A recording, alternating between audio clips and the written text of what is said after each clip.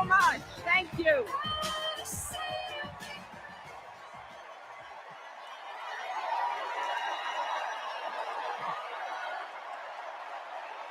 Thank you.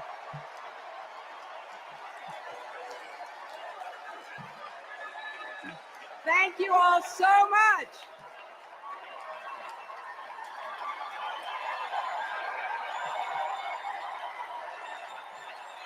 Thank you.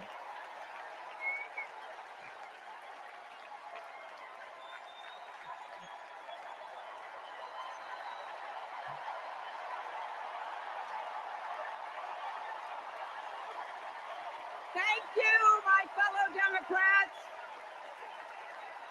Thank you, my fellow Americans.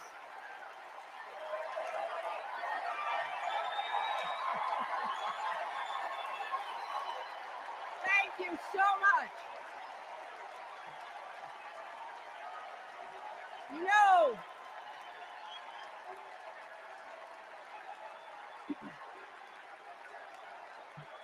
Thank you all.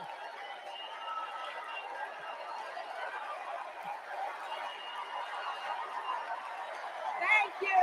Thank you. Thank you. Thank you. Thank you so much. Wow. There's a lot of energy in this room, just like there is across the country.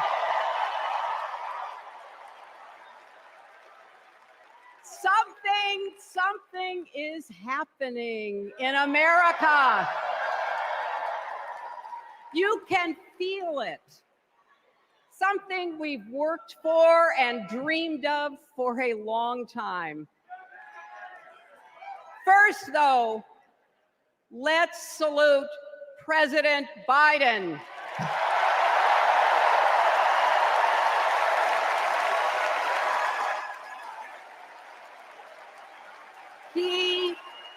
He has been democracy's champion at home and abroad. He brought dignity, decency, and competence back to the White House. And he showed what it means to be a true patriot. Thank you, Joe Biden, for your lifetime of service and leadership.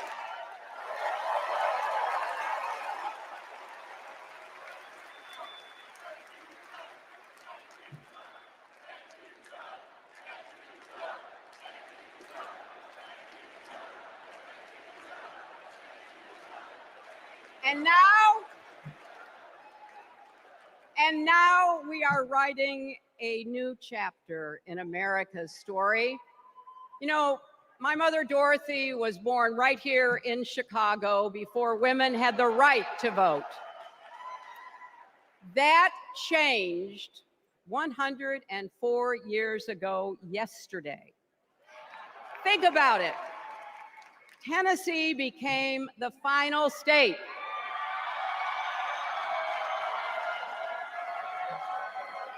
to ratify the 19th Amendment to the Constitution.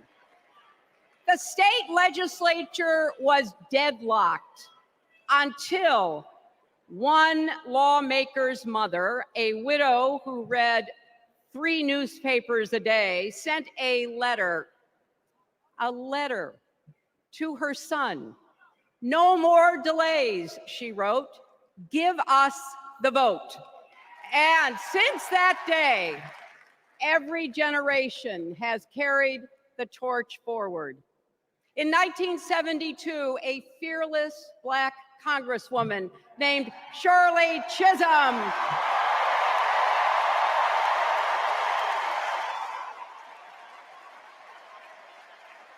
she ran for president. And her determination let me and millions of others dream bigger, not just because of who she was, but because of who she fought for. Working parents, poor children, the last, the least, and the lost. In 19 1984, I brought my daughter to see Geraldine Ferraro, the first woman nominated for vice president. If we can do this, Jerry said, we can do anything. And then there was 2016, when it was the honor of my life to accept our party's nomination for president.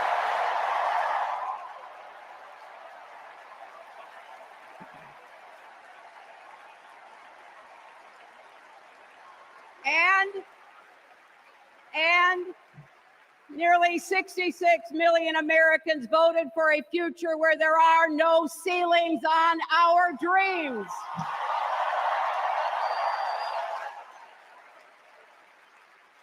And afterwards, we refused to give up on America. Millions marched, many ran for office.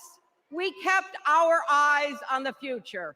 Well, my friends, the future is here.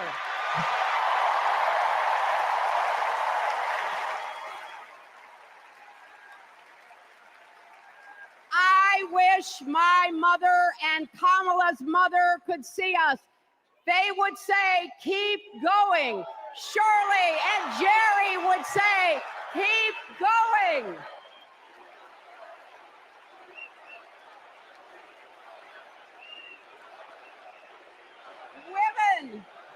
Women fighting for reproductive health care are saying, keep going.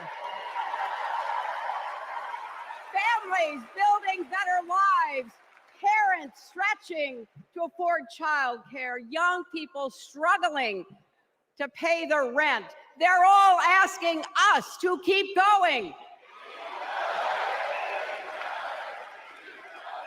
So, with faith in each other and joy in our hearts, let's send Kamala Harris and Tim Walz to the White House.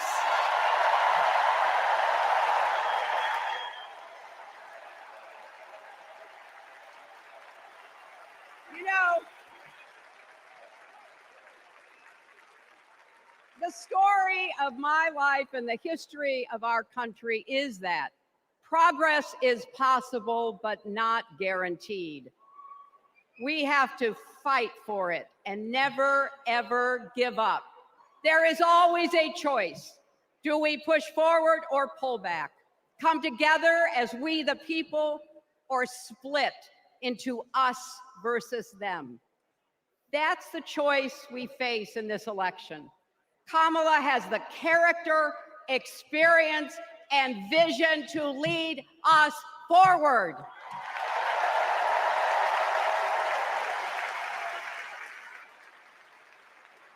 I know her heart and her integrity. We both got our start as young lawyers, helping children who were abused and neglected. That kind of work changes a person. Those kids stay with you. Kamala carries with her the hopes of every child she protected, every family she helped, every community she served.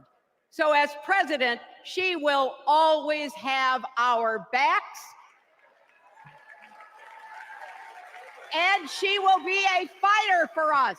She will fight to lower costs for hardworking families, open the doors wide for good-paying jobs, and yes, she will restore abortion rights nationwide.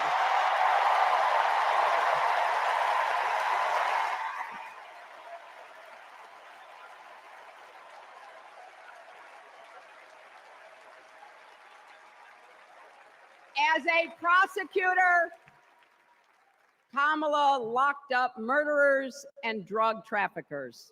She will never rest in defense of our freedom and safety. Donald Trump fell asleep at his own trial, and when he woke up, he made his own kind of history, the first person to run for president with 34 felony convictions.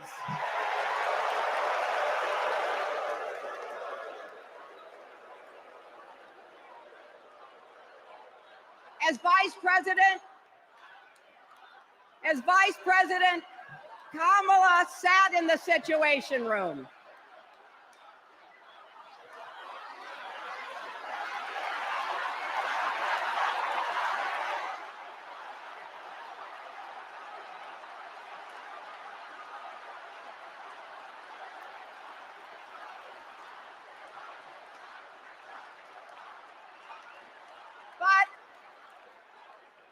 We also know, as Vice President, Kamala sat in the Situation Room and stood for America's values. I know what it takes, and I can tell you, as Commander-in-Chief, Kamala won't disrespect our military and our veterans.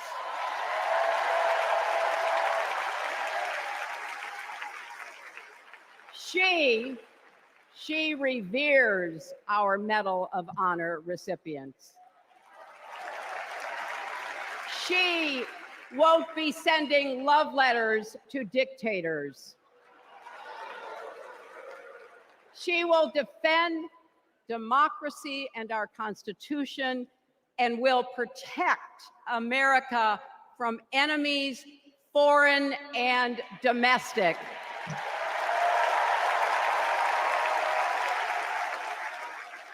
Think about it. The Constitution says the president's job is to take care that the laws be faithfully executed. Those are the words of our founders. Take care. Just look at the candidates.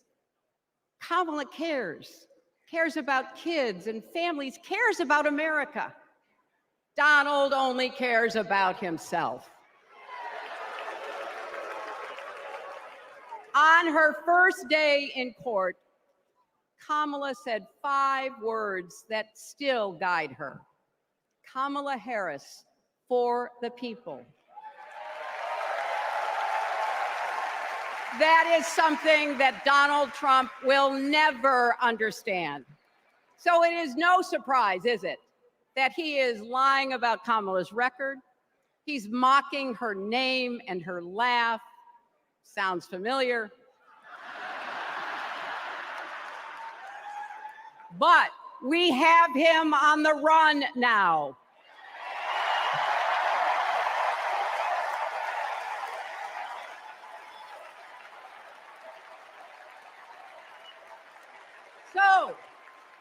So, no matter what the polls say, we can't let up. We can't get driven down crazy conspiracy rabbit holes. We have to fight for the truth. We have to fight for Kamala as she will fight for us. Because you know what? It still takes a village to raise a family, heal a country, and win a campaign.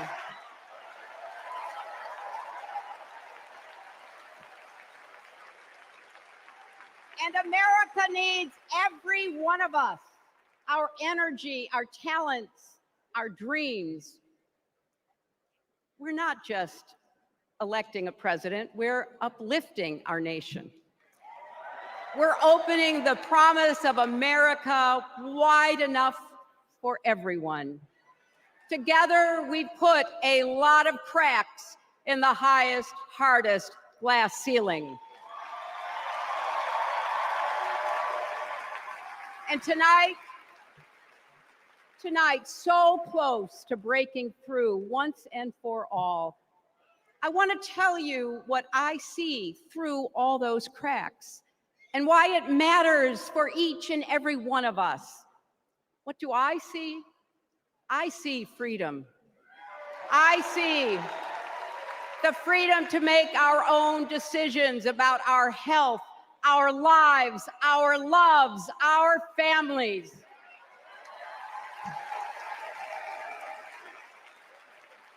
The freedom to work with dignity and prosper, to worship as we choose or not, to speak our minds freely and honestly. I see freedom from fear and intimidation, from violence and injustice, from chaos and corruption. I see the freedom to look our children in the eye and say, in America, you can go as far as your hard work and talent will take you, and mean it. And you know what? On the other side of that glass ceiling is Kamala Harris raising her hand and taking the oath of office as our 47th President of the United States.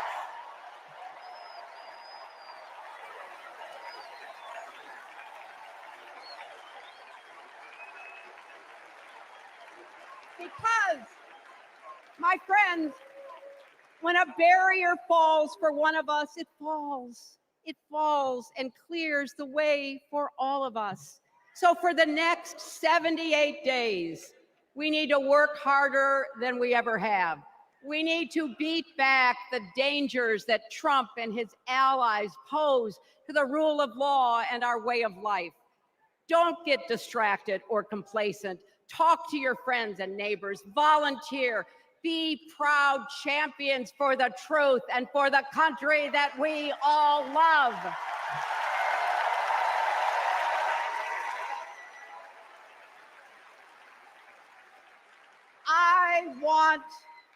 I want my grandchildren and their grandchildren to know I was here at this moment, that we were here, and that we were with Kamala Harris every step of the way.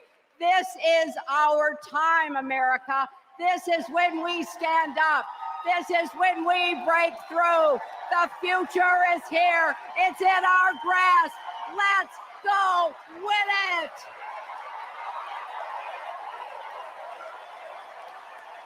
This is my fight song. Take back my life song. Prove I'm alright song. My power's turned on. Starting right now, I'll be strong. I'll play my fight song. And I don't really care if nobody else believes. 'Cause I've still got a lot of fight left in me. I think it's fair to say that we all stand on the shoulders of Hillary Clinton. So I'm just checking. Are you ready to join this fight yet?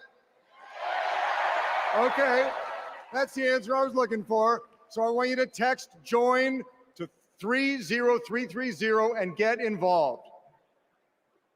Now, what does fighting for the people exactly look like? Let's go back to 2011 when Kamala Harris was Attorney General of California. The housing crisis had devastated American families, and the big banks had forced Californians out of their homes. Well, Kamala Harris stood up to those banks, and she secured a $20 billion settlement for California families. That is fighting for the people. And that is something that our next speaker knows all about. Please welcome the fearless fighter from South Carolina, Congressman Jim Clyburn.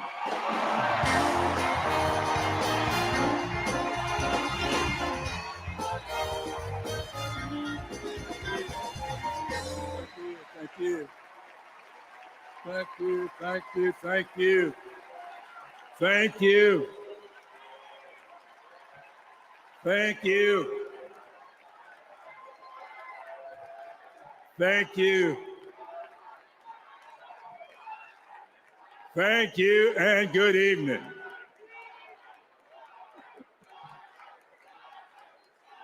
Thank you, South Carolina. Thank you.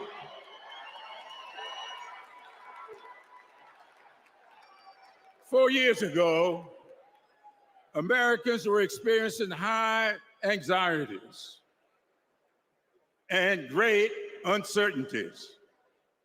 A deadly virus raged, schools closed, businesses shuttered. Donald Trump mismanaged the crisis from day one, looking out for himself instead of the country. The American people responded to the crisis in leadership by electing new leaders. Thanks to Joe Biden and Kamala Harris, we reopened our schools, brought back our businesses, and restored our faith in the American can-do spirit. Thanks to Joe and Kamala, we reduced the price of prescription drugs, repaired roads and bridges, and replaced lead pipes. Thanks to Joe and Kamala, we are honoring our heroes in uniform and expanded benefits to over 1 million veterans. Thanks to Joe and Kamala, Make It in America is no longer just a slogan, but a movement that is bringing millions of manufacturing jobs back to America. For President Biden's lifetime of achievement in service of his country, we owe him a great debt of gratitude.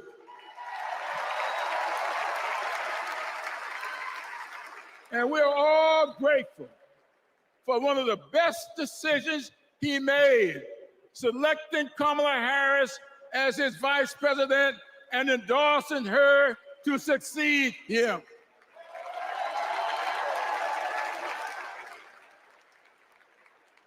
I often say that we are but the sum of our experiences. In the introduction to my memoir, I wrote, all my experiences have not been pleasant, but I consider all of them to be blessings.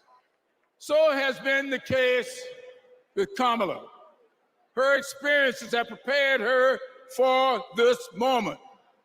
Kamala Harris is a true battle-tested leader, a district attorney, attorney general, senator, and vice president who gets things done. While Donald Trump has been bragging about how he overturned Roe, Kamala has been fiercely advocating for the respectation of reproduction freedoms. While Trump has been looking out for himself and his billionaire buddies, Kamala has been fighting to lower costs for all Americans. And while Trump falsely pleads ignorance of Project 2025, which in my opinion is Jim Crow 2.0, Kamala has been offering the American people enlightened proposals and visionary leadership. Having grown up in a parsonage, I often look to the good book for understanding and guidance. As 2 Corinthians informs, we are troubled on every side, yet not distressed. We are perplexed, but not in despair, persecuted, but not forsaken, cast down, but not destroyed. Our great democracy has been tested, and so has the basic goodness of the American people. But our resolve to remain a great country with freedom and justice for all will not falter. We will continue our march toward a more perfect union, united in our common purpose and emboldened by our resolve to elect Kamala Harris and Tim Walz as the next president and vice president of these United States of America. Thank you and Godspeed.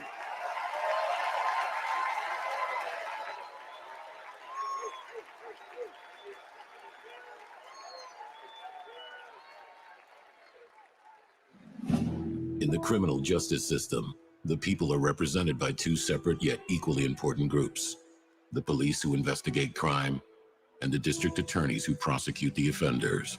This is the story of Donald Trump. His entire life, Trump has believed he's above the law. that no one would ever dare hold him accountable. He lies. He rips off workers. He sexually abuses women. And when you're a star, they let you do it. You can do anything. He cheats in business. He cheated on his wife with a porn star and paid her off so the American people wouldn't find out during an election.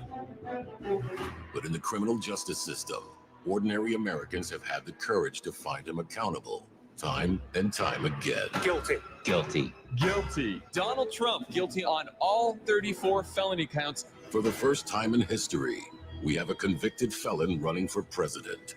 And to take on this case, we need a president who has spent her life prosecuting perpetrators like Donald Trump. He tried overturning Georgia's free and fair election. I just want to find 11,780 votes. He's tried to escape any responsibility for instigating the January 6th attack on our Capitol. We're going to walk down to the Capitol, and I'll be there with you.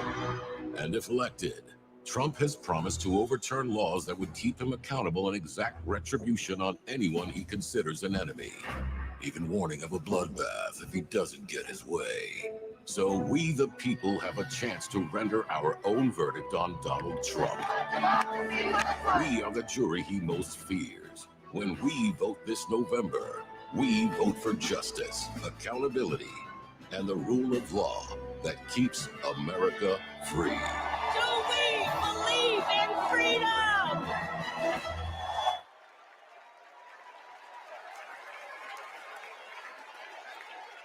Please welcome Maryland Representative Jamie Raskin.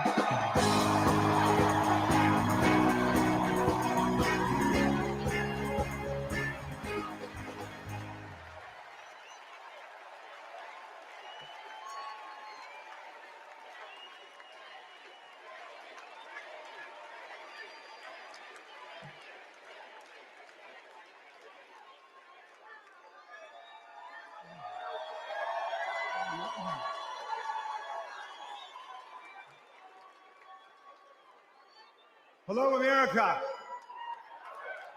And welcome to the Democracy Convention. Welcome to the Freedom Convention. And thank you for the beautiful weather, Chicago. It's been a little rough on Capitol Hill, where it's not just the heat, it's the stupidity. Now, we meet in this great city tonight where Abraham Lincoln was nominated in 1860 to save the Union from fanatical insurrectionists, and where Franklin D. Roosevelt was renominated by Democrats in 1940 to defeat fascist dictators. Now, we fight in our time to defend our freedom and our democracy against the banana Republicans who have converted Lincoln's party into a dangerous cult of personality.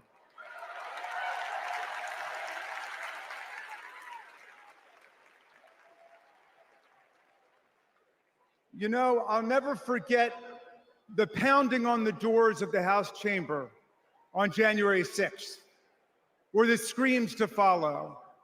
Hundreds of our police officers taunted and attacked, 140 of them wounded by extremists wielding baseball bats, steel pipes, even American flags. 5 people, American flags. 5 people died that day, and 4 more of our officers took their own lives in the days and weeks to come. All of this after Trump was defeated by more than 7 million votes by the great Joe Biden.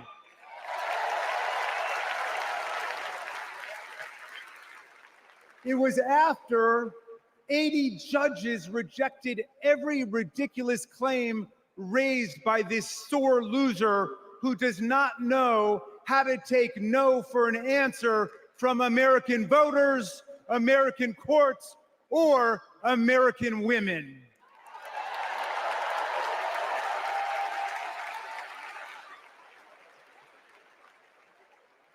Remember what the mob chanted as they stormed the Capitol and injured our officers? Hang Mike Pence. Someone should have told Donald Trump that the president's job under Article 2 of the Constitution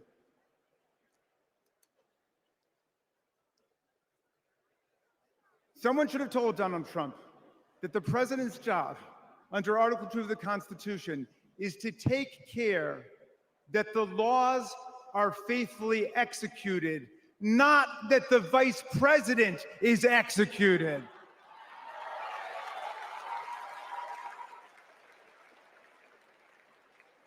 Pence has now joined more than 24 officials from Donald Trump's own administration in denouncing him, an historical record. And Pence is the first vice president in more than 2 centuries not to support the president he served with in a general election. And by the way, J.D. Vance, do you understand why there was a sudden job opening for running mate on the GOP ticket? They tried to kill your predecessor. They tried to kill him because he would not follow Trump's plan to destroy and nullify the votes of millions of Americans. Your votes, Pennsylvania. Your votes, Michigan. Your votes, Georgia, Nevada, Arizona. Are we going to go back to the days of election suppression and violent insurrection?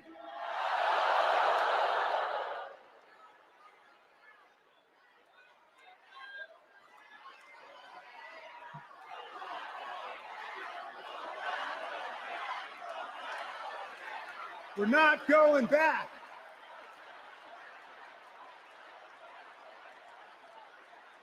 Well, look, 1 week after that beautiful day, as Trump calls it, the Republicans, 10 Republicans, joined all of the Democrats to impeach Trump for the worst high crime and misdemeanor ever committed by a president, inciting insurrection against our own Constitution.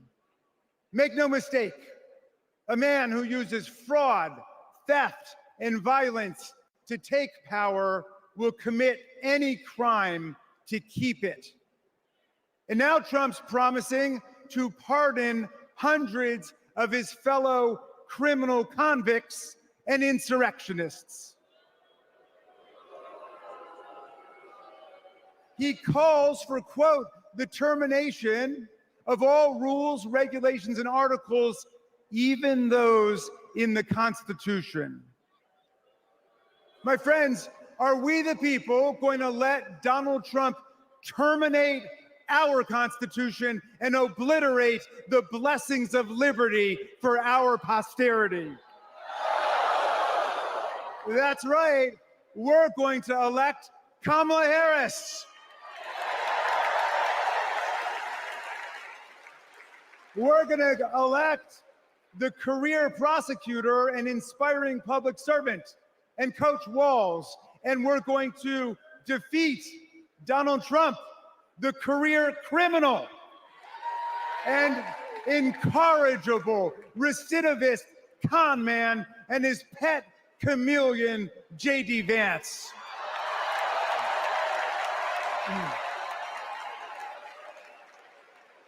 And America, let's make it a landslide so big that Donald Trump and his kangaroo court Supreme Court justices cannot even try to steal it.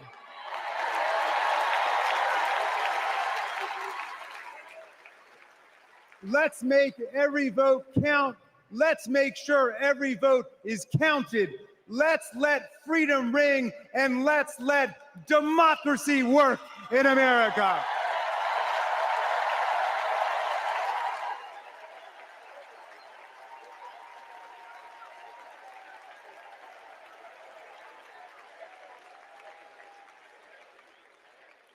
Please welcome Texas Representative Jasmine Crockett.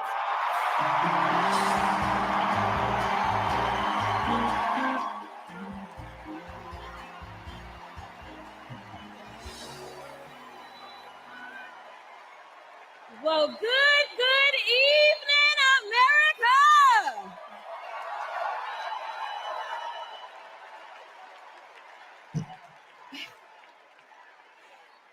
On November 5th, our nation will hire a president, a commander-in-chief, and leader of the free world. So let's compare their resumes, shall we? One candidate worked at McDonald's while she was in college at an HBCU. HU. The other was born with a silver spoon in his mouth and helped his daddy in the family business. Housing discrimination, that is. She became a career prosecutor while he became a career criminal. With 34 felonies, 2 impeachments, and 1 porn star to prove it.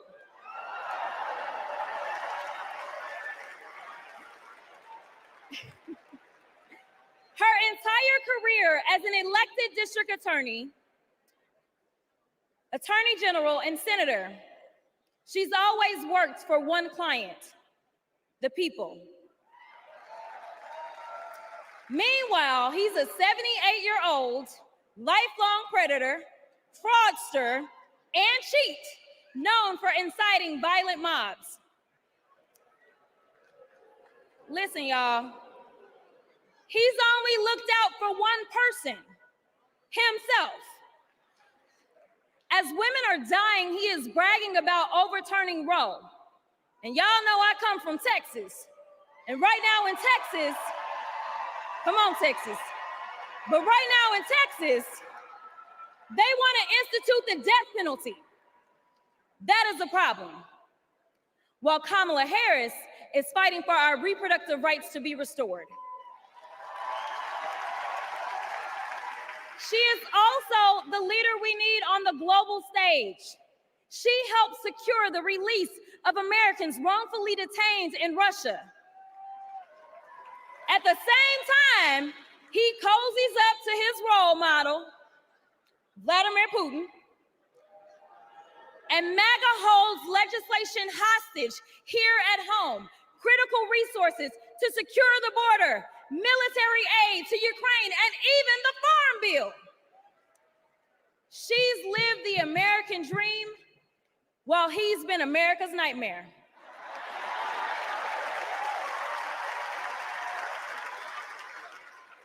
America, looking at the 2 choices before you, who would you hire? Donald Trump or Kamala Harris?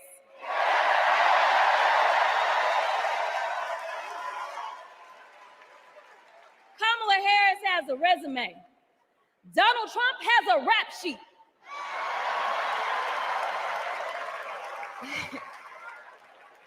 She presides over the Senate while he keeps our national secrets next to his thinking chair. Y'all know what I said that other time. In Mar-a-Lago. Well, Donald Trump wants to put our 1787 Constitution through his Project 2025 paper shredder and make every day January 6th. Kamala Harris is fighting to fulfill the promise of America. In the real world, this wouldn't even be close. But this election is. Don't make a mistake.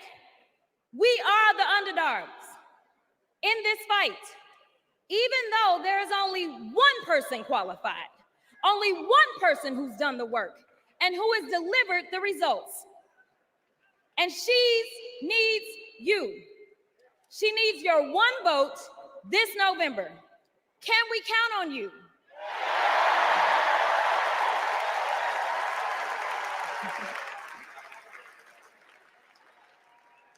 Some of you know a little bit of my history, some of you don't, so let me tell you.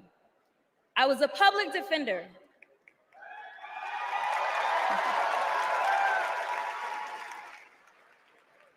I did criminal defense as well as practiced civil rights law for almost 2 decades. I know a good prosecutor when I see one. Kamala Harris is the kind of prosecutor we long for in the cases like those of Breonna Taylor. Yeah. She was the first attorney general in the nation to order that her officers wear body cams, and she started the Back on Track program to reduce recidivism.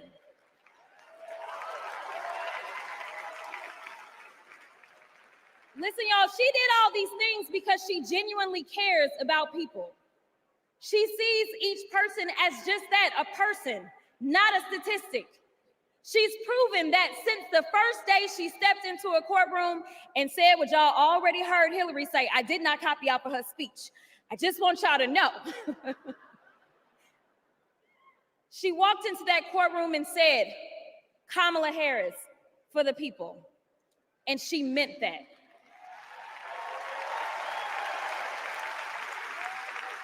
Many of you know her credentials, but what I love about Kamala Harris goes beyond her resume, is that she sees the humanity in everyone. She's the only candidate in this race who is capable of empathy. When I first got to Congress, I wasn't sure I made the right decision. The Chaos Caucus couldn't elect a speaker, and the Oversight Committee was unhinged. I was going through all of this when I visited the Vice President's residence for the first time. As I approached Vice President Harris for our official photo, she turned to me and asked, "What's wrong?" Mind you, we'd never met, but she saw right through me. She saw the distress. I immediately began crying.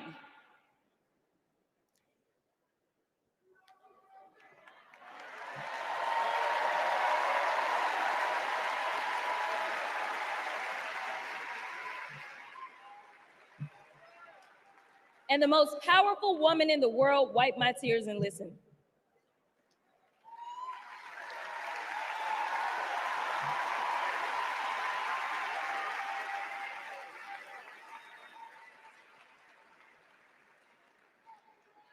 It's so hard for me to tell this story. She then said, among other things, "You are exactly where God wants you. Your district chose you because they believe in you, and so do I."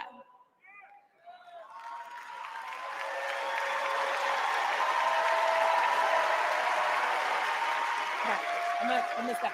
Okay. The next month, I went viral for the first of many times to come for hitting Republicans with a dose of their own medicine. That brief but impactful interaction gave me my legislative legs, and I've been running ever since.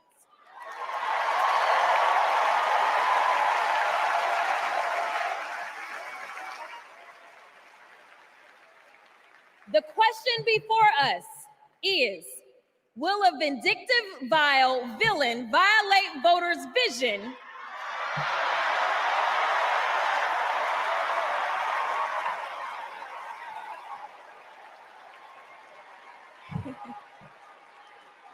for a better America or not? I hear alliterations are back in style. We deserve better. We deserve a president who can be a bright light in a sea of darkness, one who will pull us forward, because we won't go back. Amanda Gorman said it best: there's always light if only we are brave enough to see it, if only we are brave enough to be it. Kamala Harris showed me that light. And America, when she is our president, together we will shine as that beacon of hope and freedom around the world once more. God bless y'all.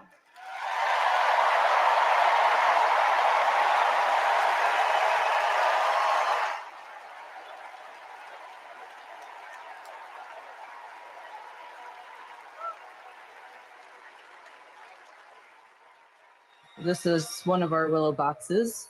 This is the outfit that she was gonna maybe wear home from the hospital.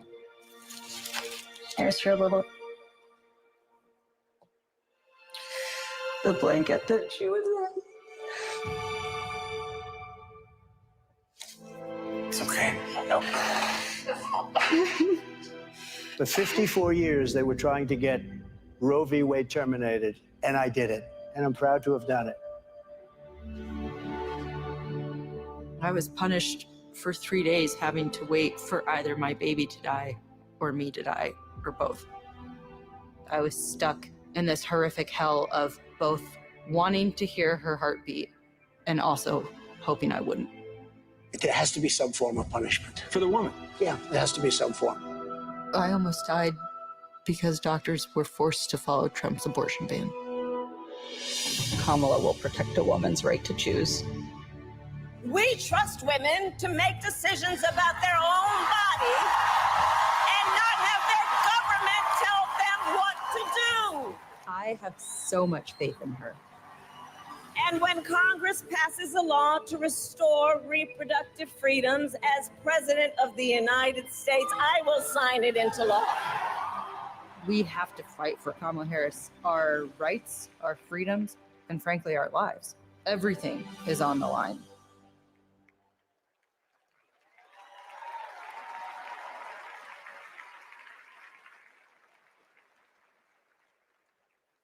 When you're expecting a baby, packing for the hospital should be a joyful moment. For us, it was different. We were told with 100% certainty we would lose our baby girl, Willow, and we were sent home. For 3 days, we waited until Amanda was sick enough to receive standard abortion care. Eventually, Amanda's temperature spiked. She was shaking, disoriented, and crashing. I don't remember what I threw into our bag that day, only that instead of welcoming Willow, I was hoping Amanda's life could be saved. I'm here tonight because the fight for reproductive rights isn't just a woman's fight. This is about fighting. This is about fighting for our families. And as Kamala Harris says, our future.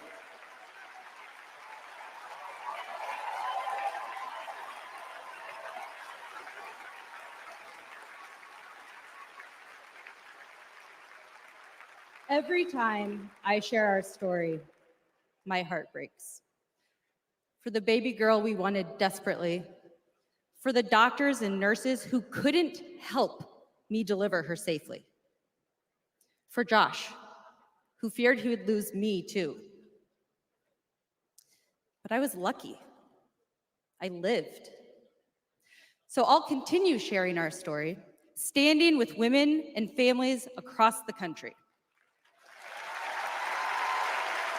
Today, because of Donald Trump, more than 1 in 3 women of reproductive age in America lives under an abortion ban.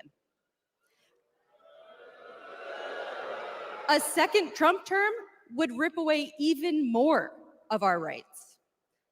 Passing a national abortion ban, letting states monitor pregnancies and prosecute doctors, restricting birth control and fertility treatments.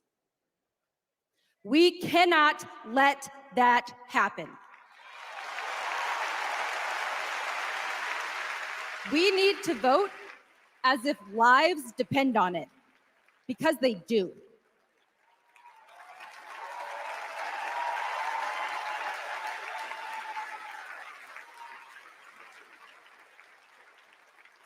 Two years ago, my husband and I were expecting our second child.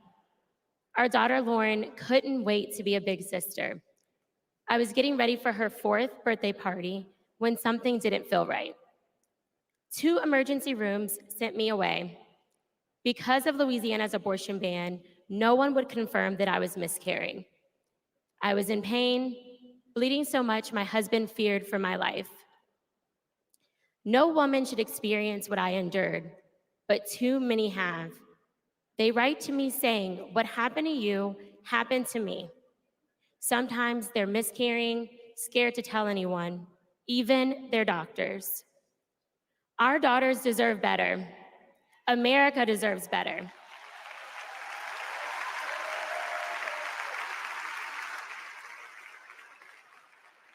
Kamala Harris and Tim Walz will fight for reproductive rights and our freedom and our shared future.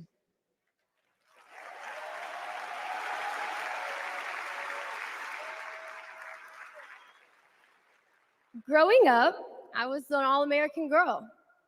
Varsity soccer captain, cheerleading captain, homecoming queen, and survivor.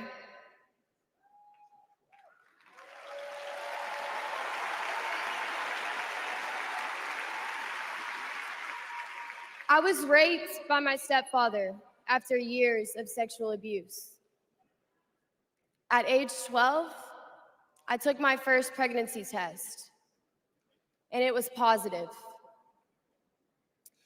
That was the first time I was ever told, you have options. I can't imagine not having a choice. But today, that's the reality for many women and girls across the country because of Donald Trump's abortion bans. He calls it a beautiful thing. What is so beautiful about a child having to carry her parent's child? There are other survivors out there who have no options. And I want you to know that we see you. We hear you.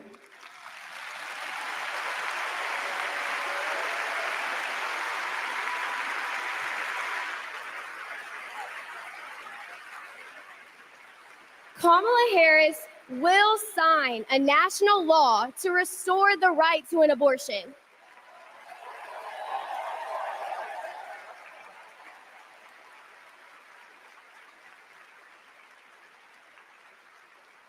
She will fight for every woman and every girl, even those who are not fighting for her.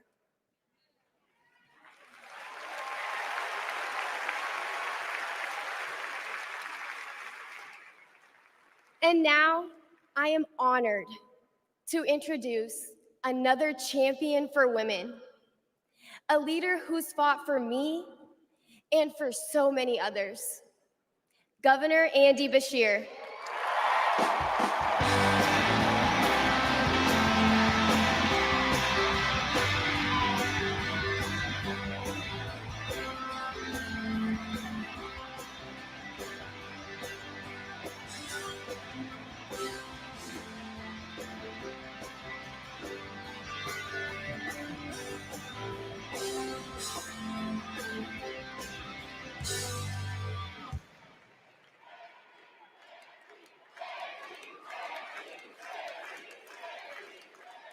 Hadley Duvall is one of the bravest people I've ever met.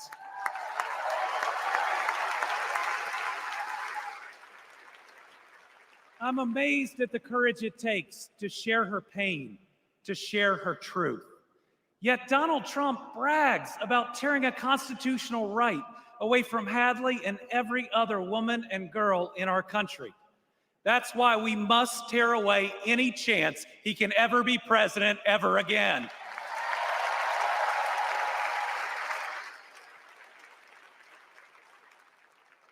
In 21 states, Trump's actions have resulted in extreme bans on abortion in my state, even in cases of rape, incest, and non-viable pregnancies.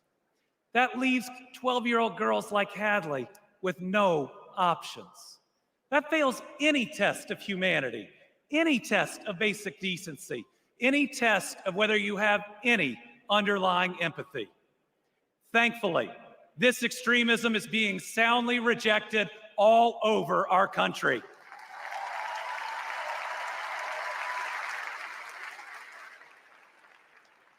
In Kentucky, We put reproductive freedom on the ballot last November, and I beat Donald Trump and Mitch McConnell's hand-picked candidate by more than 5 percentage points.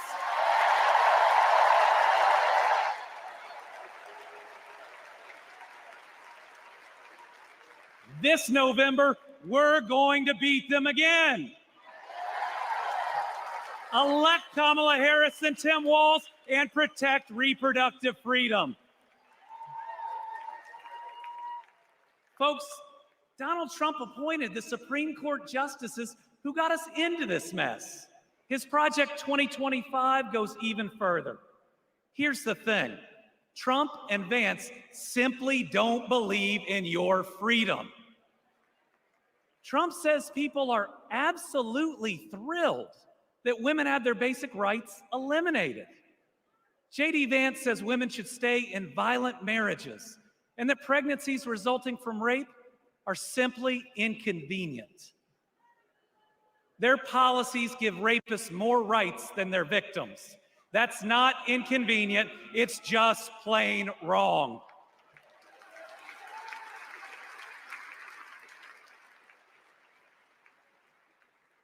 And a woman grieving a non-viable pregnancy shouldn't be required to carry it to term just to listen to her child die or to hear no sound at all. All women should have the freedom to make their own decisions. Freedom over their own bodies. Freedom about whether to pursue IVF. Freedom about whether to have children at all.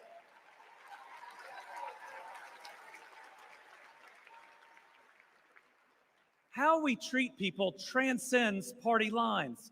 It goes right to the heart of who we are. My faith teaches me the golden rule that I am to love my neighbor as myself. And the parable of the Good Samaritan says we are all each other's neighbors. So I want anyone watching tonight, Republican, Independent, Democrat, to know that you are welcome here.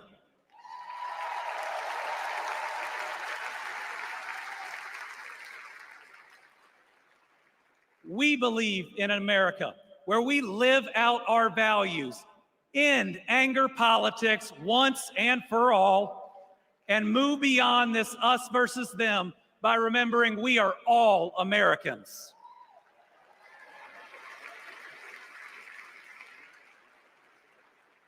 That's how Joe Biden and Kamala Harris lead. They both called to ask how they could help Kentucky in recovering from natural disasters. They helped us improve our roads, our bridges, and invested in our people.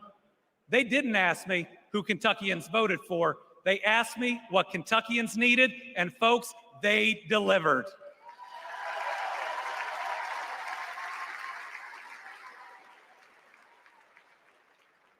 Kamala Harris gets it.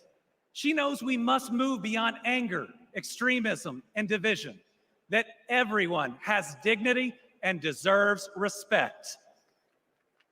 America, we're going to win.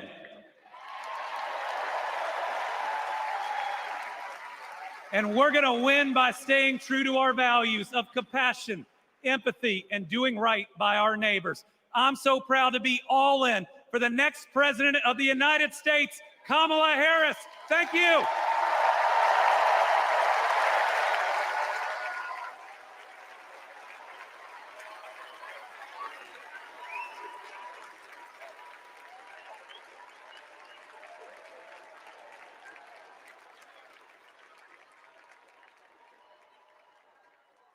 Please welcome Georgia Senator Raphael Warnock.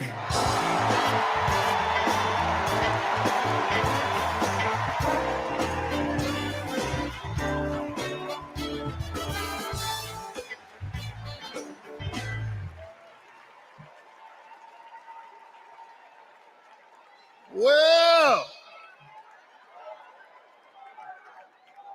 hello, America.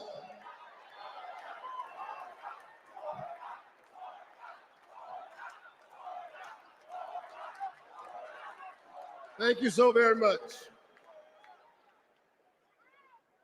On January 5th, 2021, The people of Georgia did an amazing thing.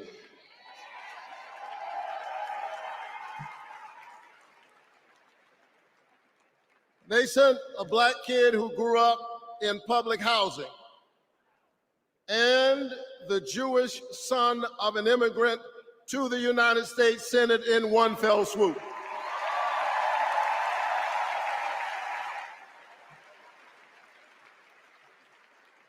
And among those Georgians was my then 82-year-old mother. She grew up in Waycross, Georgia. Do you know where that is? It's Waycross, Georgia.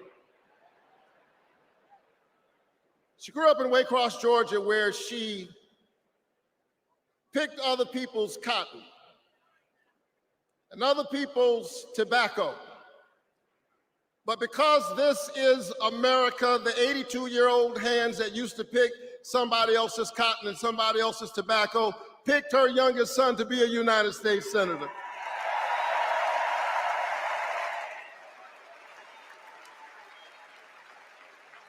This is my America. Thank you, Mom. Thank you, Georgia. Thank you, America, for raising your voice and using your vote. A vote is a kind of prayer for the world we desire for ourselves and for our children, and our prayers are stronger when we pray together.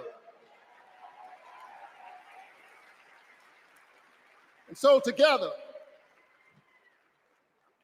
we flipped the Senate, held the House, and we sent Joe Biden and Kamala Harris to the White House.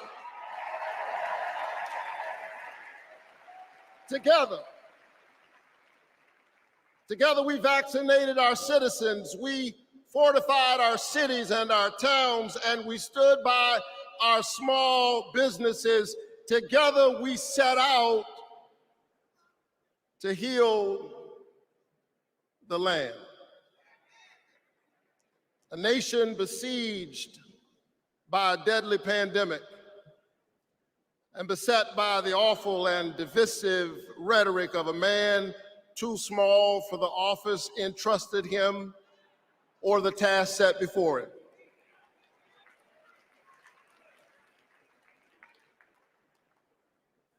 The day after my January 5th election, he instigated an insurrection, a violent assault on our nation's capital and the peaceful transfer of power, all driven by the big lie. But behind the big lie was an even bigger lie.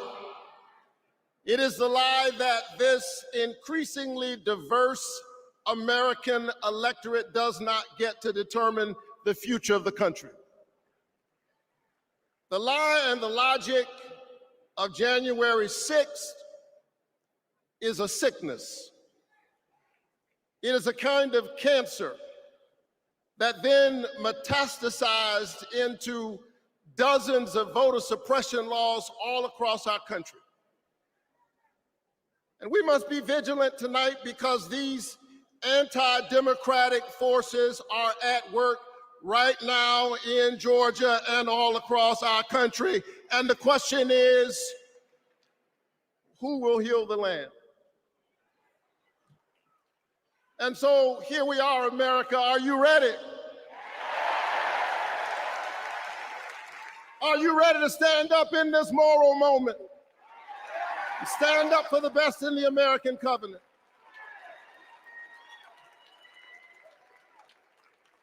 Elections are about the character of a country. And we must decide, again, we are the latest generation of Americans who get to decide what kind of country we want to be. And we must choose between the promise of January 5th and the peril of January 6th. A nation that embraces all of us or just some of us. Donald Trump's America is the America of January 6th. People who have no vision traffic in division. He does not know how to lead us, and so he wants to divide us. America, make no mistake, Donald Trump is a plague on the American conscience.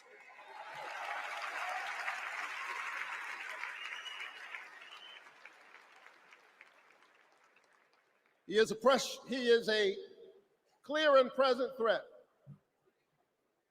to the precious covenant we share with one another. And yes, I saw him holding the Bible and endorsing a Bible as if it needed his endorsement. He should try reading it.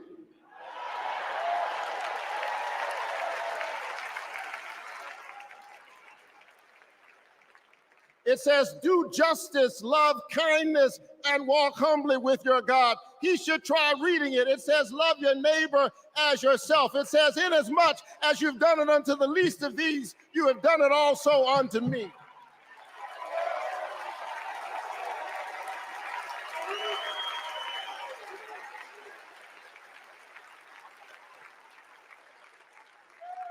I choose the American covenant. E pluribus unum, out of many one. I choose January 5th. I choose a nation that provides a path for ordinary people and gives every child a chance.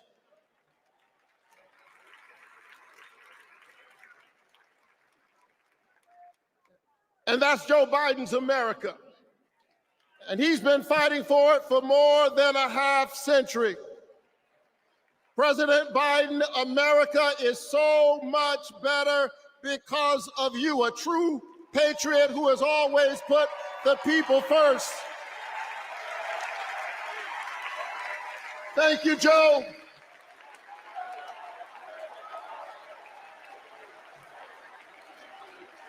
Thank you, Joe.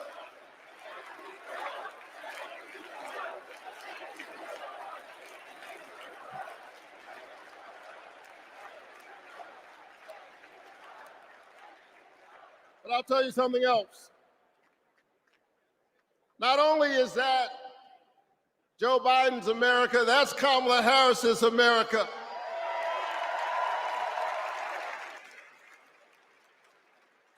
She was leading with Joe Biden when we expanded the child tax credit, cutting child poverty in America nearly in half. We ought to renew it. She cast a tie-breaking vote for my bill capping the cost of insulin to no more than $35 per month for seniors. We ought to extend it to everybody. Together we passed an infrastructure bill, bolstered American manufacturing and clean energy, an investment in the house that we all share together. And I've got news for you, we are just getting started. Are you ready to win this election?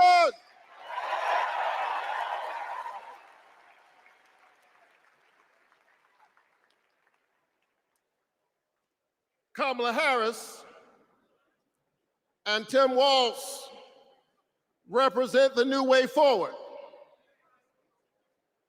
We're not going back. We're not going back because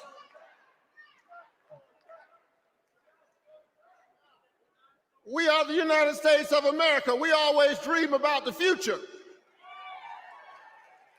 And so forward on women's reproductive rights, because we believe that a patient's room is too small and cramped a space for a woman, her doctor, and the United States government. That's too many people in the room.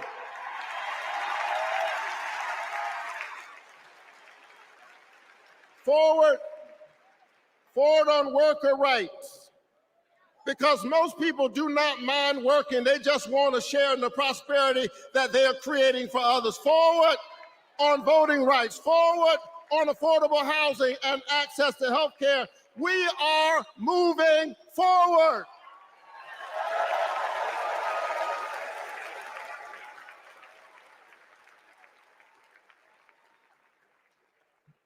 And so I'm inspired tonight. I'm inspired by all of you.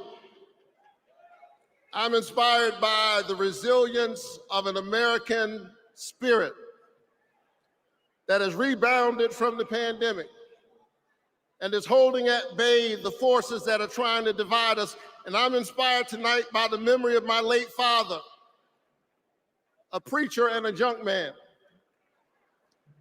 Monday through Friday, he lifted old broken cars and put them on the back of an old rig. But on Sunday morning, the man who lifted broken cars lifted broken people whom other people had discarded and told them that they were God's somebody.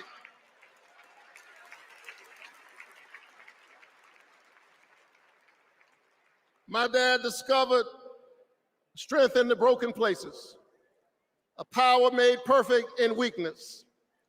And so I'm convinced tonight that we can lift the broken even as we climb. I'm convinced tonight that we can heal sick bodies. We can heal the wounds that divide us. We can heal a planet in peril. We can heal the land.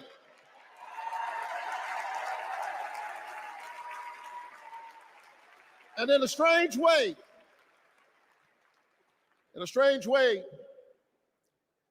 the pandemic taught us how. A contagious airborne disease means that I have a personal stake in the health of my neighbor. If she's sick, I may get sick also. Her health care is good for my health. I'm just trying to tell you that we are as close in our humanity as a cough. I need my neighbor's children to be okay so that my children will be okay. I need all of my neighbor's children to be okay.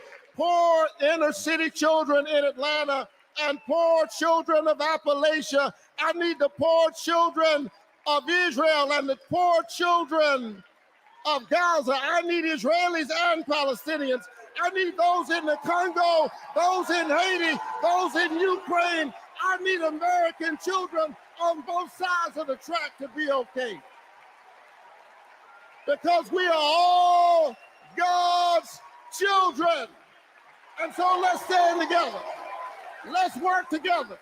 Let's organize together. Let's pray together. Let's stand together. Let's heal the land. God bless you. Keep the faith and keep looking up.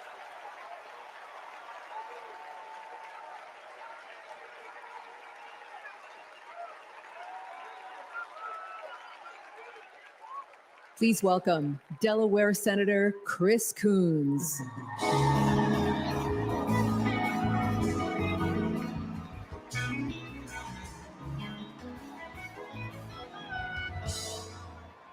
Good evening, folks. Good evening, America. Good evening, Chicago. Are there any Democrats in the room tonight? Folks, we are on the verge of making history. We are on the verge of an historic election. And I want to talk with you for just a few minutes about my dear friend, our president, Joe Biden. Joe Biden's mom had a saying: "You are defined by your courage and you are redeemed by your loyalty." 4 years ago, I had the honor of helping introduce Joe Biden to our national convention. I spoke about Joe's faith, his love of family, his determination to restore the soul of our nation. Back in 2020, America was nearly flat on our back from a deadly pandemic, an economic collapse, and then in January, an assault on our democracy. All of this, because the drama and chaos of our former president had knocked us down. But folks, Joe Biden's courage, Joe Biden's faith in us, Joe Biden's determination to heal the soul of our nation gave us hope and gave us confidence. Someone who has himself been knocked down by life time and again. Joe Biden knows the grit and determination of the American people. He believed in us, and Joe Biden helped us get back up again.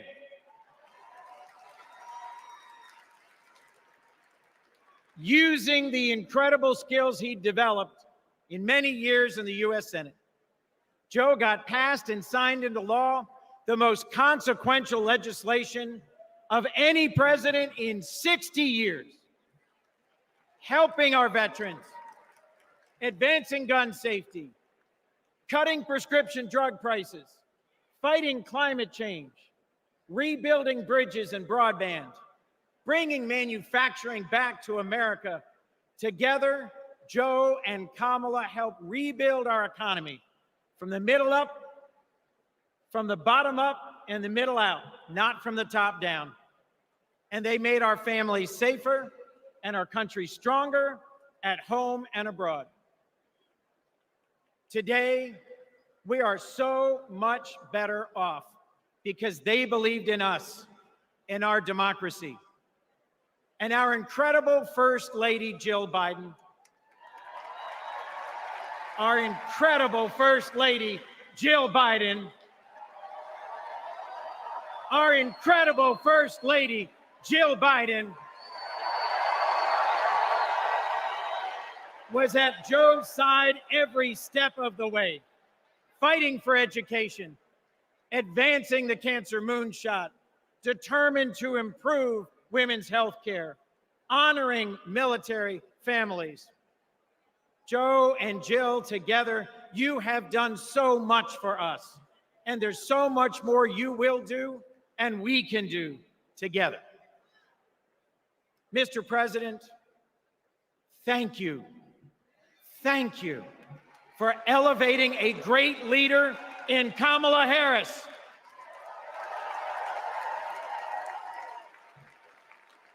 Vice President Harris, thank you for choosing a great running mate with a heart for the middle class like yours in Sergeant, Congressman, Coach, Governor Tim Walz.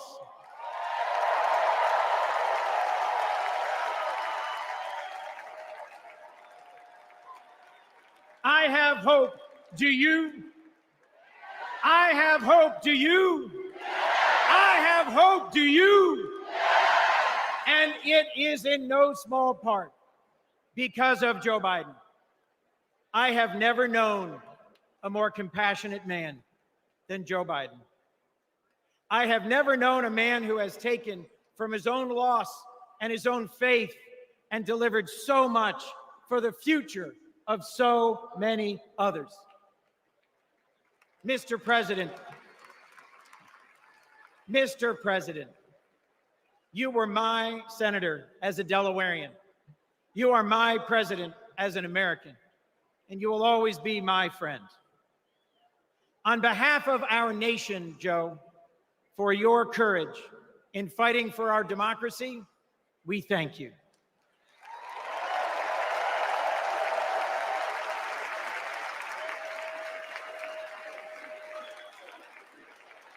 On behalf of our Democratic Party, for your loyalty in fighting for our democratic values, we thank you.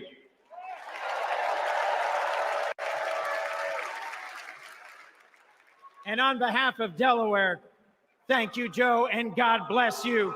We love you. We love Joe. We love Joe. We love Joe. We love Joe.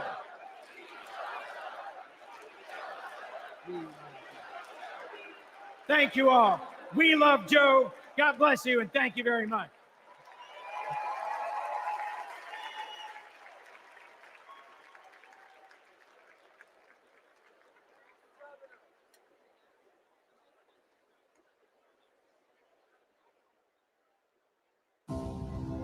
Hi, I'm Vivian Warewell, and I'm a 4th grade student at Kristen McAuliffe. I've been bouncing around all week excited for this moment, and last night I could barely sleep.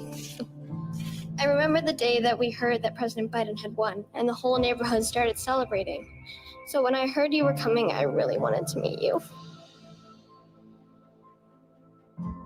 I adore you because you embrace change from my generation and the ones to come. I look up to you.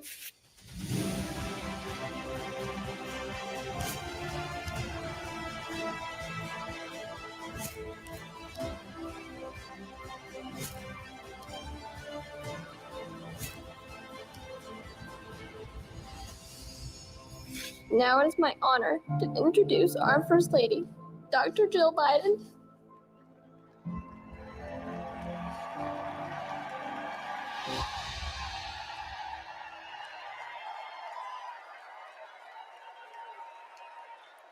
Please welcome First Lady of the United States, Jill Biden.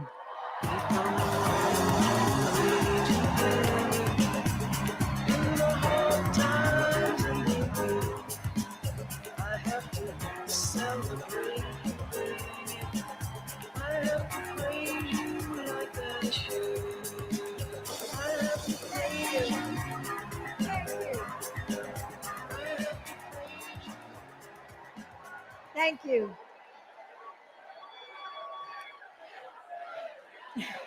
Thank you.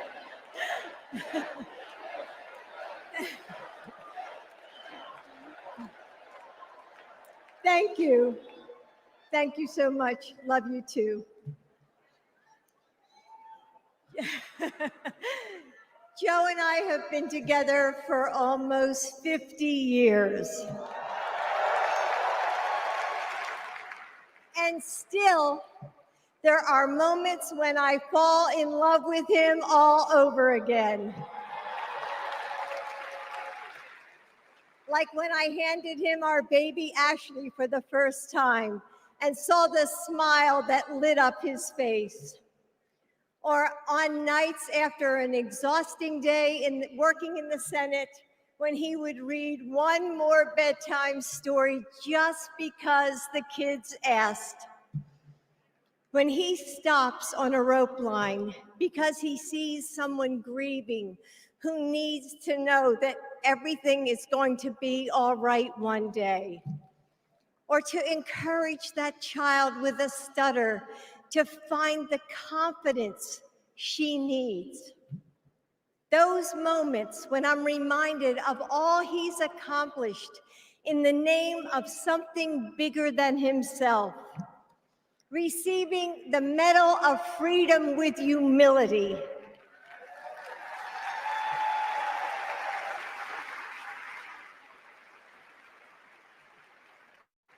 His hand on our family Bible to take his oath of office. And weeks ago, when I saw him dig deep into his soul and decide to no longer seek re-election and endorse Kamala Harris.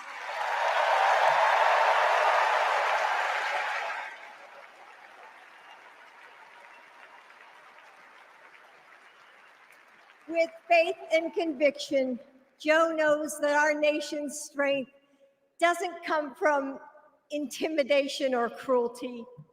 It comes from the small acts of kindness that heal deep wounds, from service to the communities that make us who we are, from love of a country that shines with promise and renewal.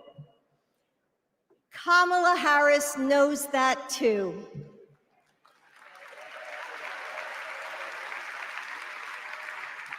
Our son, Beau, first worked with Kamala when he was Attorney General of Delaware.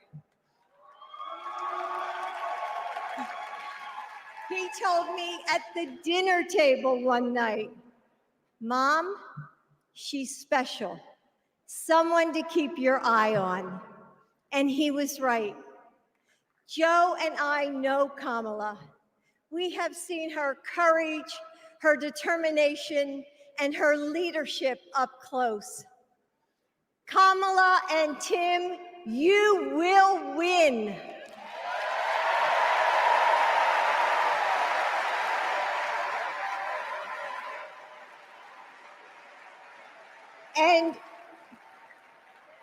And you are inspiring a new generation. We are all a part of something bigger than ourselves, and we are stronger than we know. The future of our country is in the hands of those in this room and all of you watching at home. It's going to take all of us, and we can't afford to lose. With faith in each other, hope for a brighter future, and love for our country, we will fight and we will win together. Thank you. Thank you.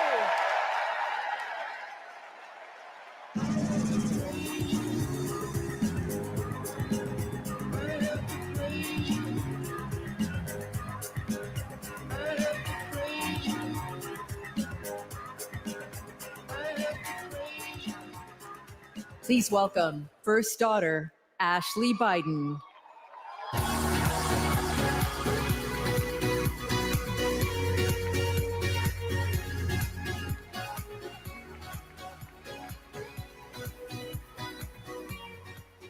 Good evening. I have this memory. It's the eve of my 8th birthday. Dad is still in DC, tending to urgent matters in the Senate. That night, as a surprise, Mom told me, Bo, and Hunter to get in the car. I remember pulling up to the Wilmington Amtrak station, riding up the escalator to the platform. The train stops, doors open, and Dad steps out. As soon as I saw him, I run down that platform and jump into his arms. Like magic, Mom brought out a cake, they sang happy birthday, and I blew out the candles. Dad hugged me, and he said that he had to get back to work. He crossed to the southbound train, and off he went to DC. That was a snapshot of one moment, of one day, on this extraordinary journey of being Joe Biden's daughter.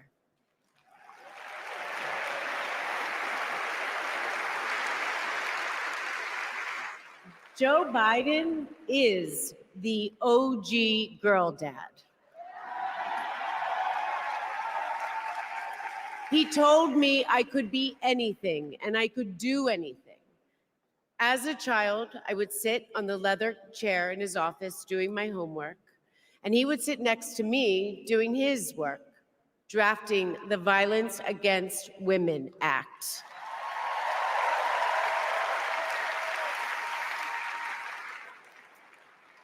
And he wasn't just a girl dad.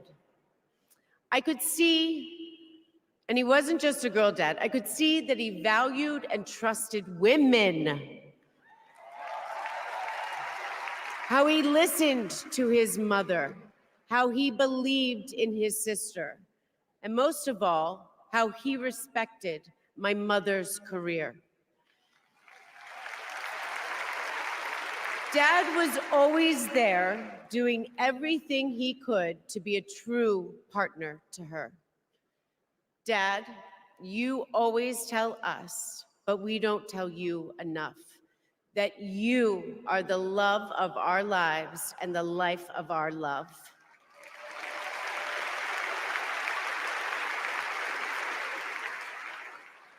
I had my wedding reception in my parents' backyard. At the time, my dad was vice president. But he was also that dad who literally set up the entire reception. He was riding around in his John Deere four-wheeler, fixing the place settings, arranging the plants, and by the way, he was very emotional.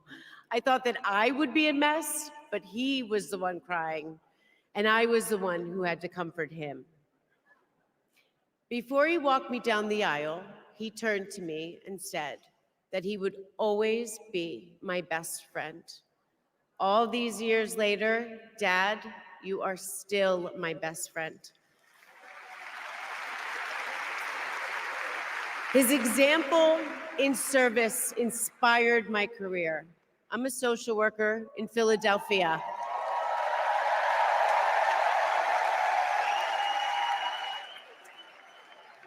I support formerly incarcerated women as they heal from past trauma and they reclaim their lives. Dad always told me that I was no better than anybody else and nobody was better than me. He taught me that everyone deserves a fair shot and that we shouldn't leave anyone behind. That's what you learn from a fighter who has been underestimated his entire life. When I look at Dad, I see grace, strength, and humility. I see one of the most consequential leaders ever in history.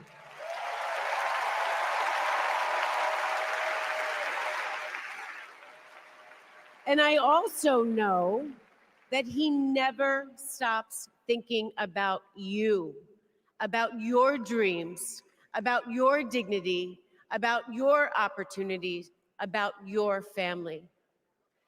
Dad knows that family is everything. When Hunter and I lost our brother Bo to cancer in 2015, the grief and the pain felt like it might never end. Dad had the capacity to step out of his own pain and absorb ours. And I know that Bo is here with us tonight, as he is always with us.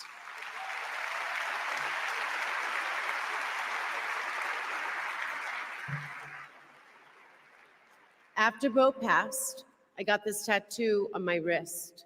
It says, "Courage, dear heart." A reminder to myself to keep going, to get back up, like my dad has always done.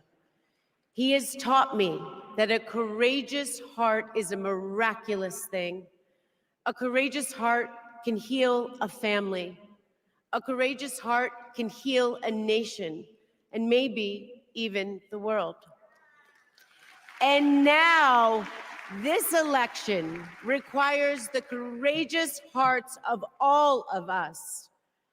In 2020, my dad selected Kamala Harris to beat Donald Trump.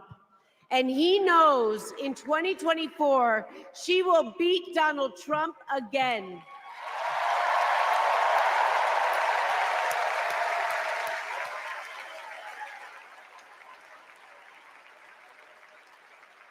So tonight, I am asking you, if you stood with us in 2020, call upon your courageous heart.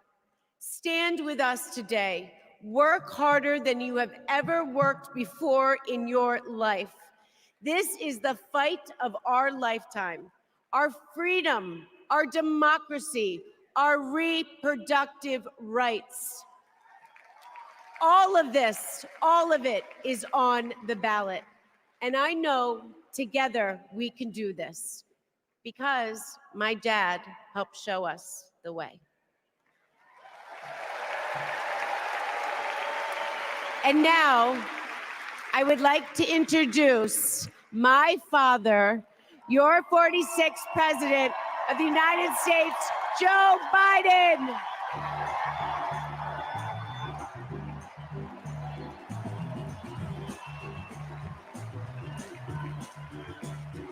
Your love lifted me higher than I've ever been lifted before.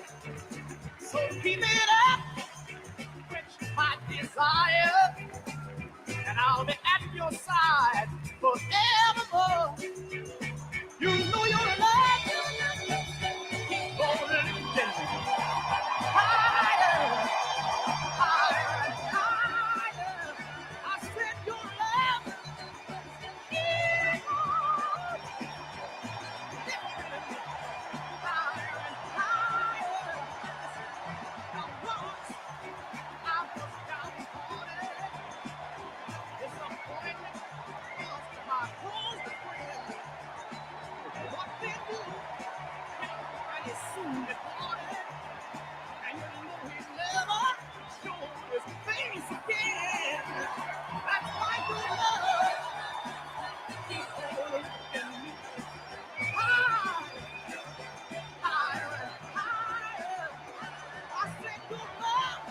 you.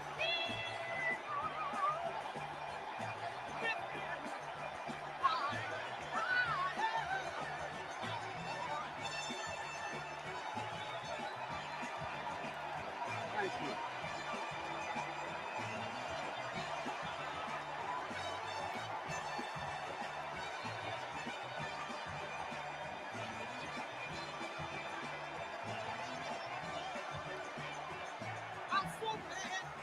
Thank you, thank you, thank you.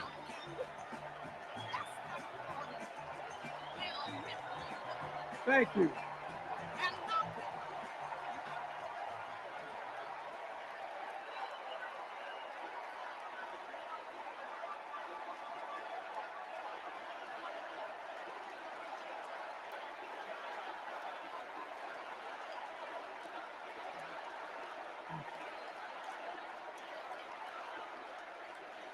Thank you, thank you, thank you.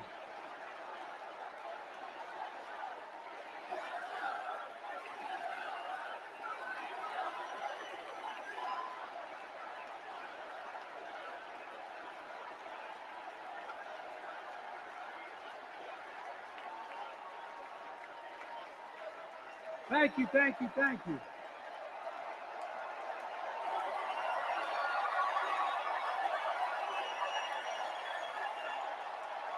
Thank you.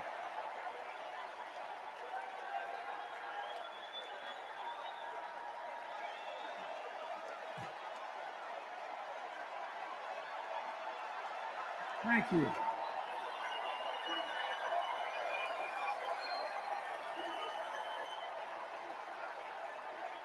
Thank you.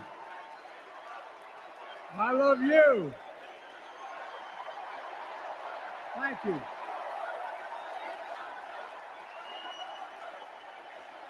Thank you, thank you, thank you.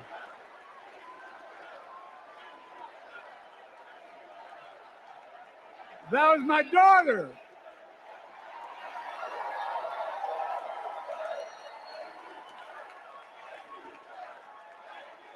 Thank you.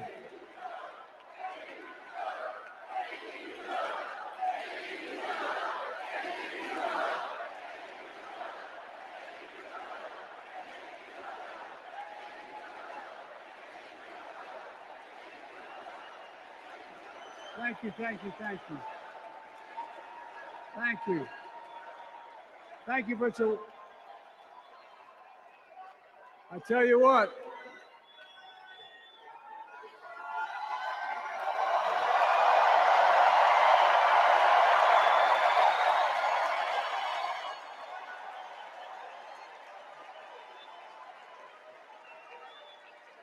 To my dearest daughter Ashley, God love you, you're incredible. Thank you for the introduction and for being my courageous heart, along with Hunter and our entire family, and especially our rock, Jill.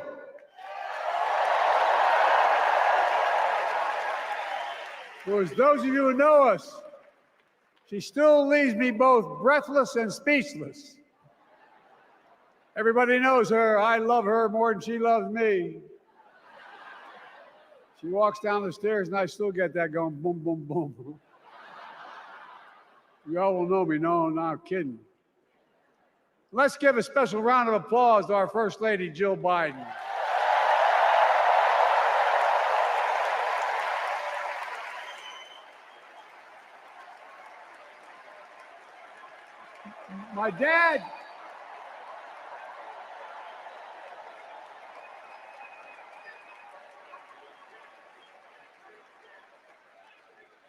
My dad used to have an expression, for real. He'd say, Joey, family is the beginning, the middle, and the end. And I love you all. Folks.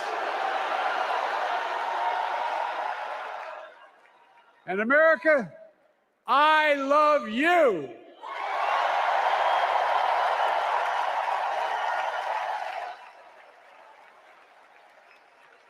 Folks, let me ask you.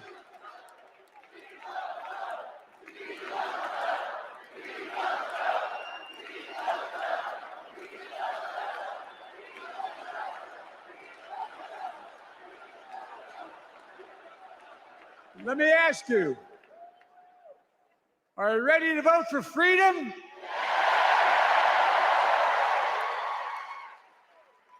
Are you ready to vote for democracy and for America?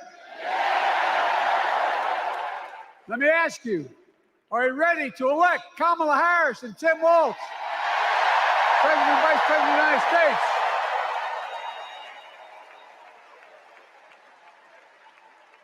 My fellow Democrats, my fellow Americans, nearly 4 years ago, in winter, on the steps of the Capitol, on a cold January day, I raised my right hand and I swore an oath to you and to God to preserve, protect, and defend the Constitution and to faithfully execute the office of the President of the United States.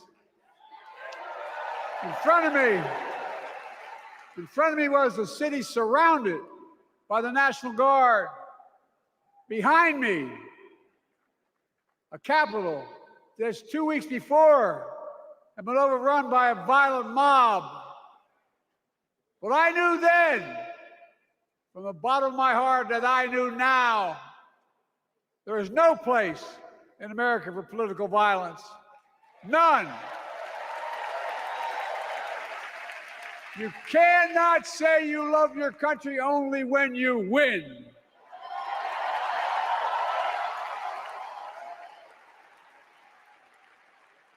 In that moment, I wasn't looking to the past. I was looking to the future. I spoke of the work at hand, the moment we had to meet. It was, as I told you then, a winter of peril and possibility. Of peril and possibility. We're in the grip of a once-in-a-century pandemic, historic joblessness, a call for racial justice long overdue, clear and present threats to our very democracy. Thank you.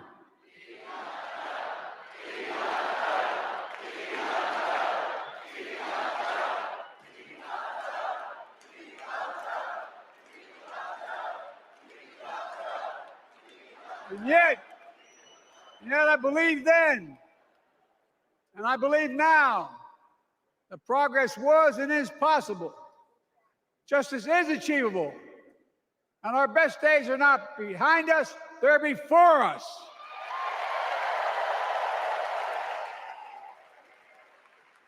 Now it's summer. The winter has passed. And with a grateful heart, I stand before you now on this August night to report that democracy has prevailed. Democracy has delivered. And now democracy must be preserved.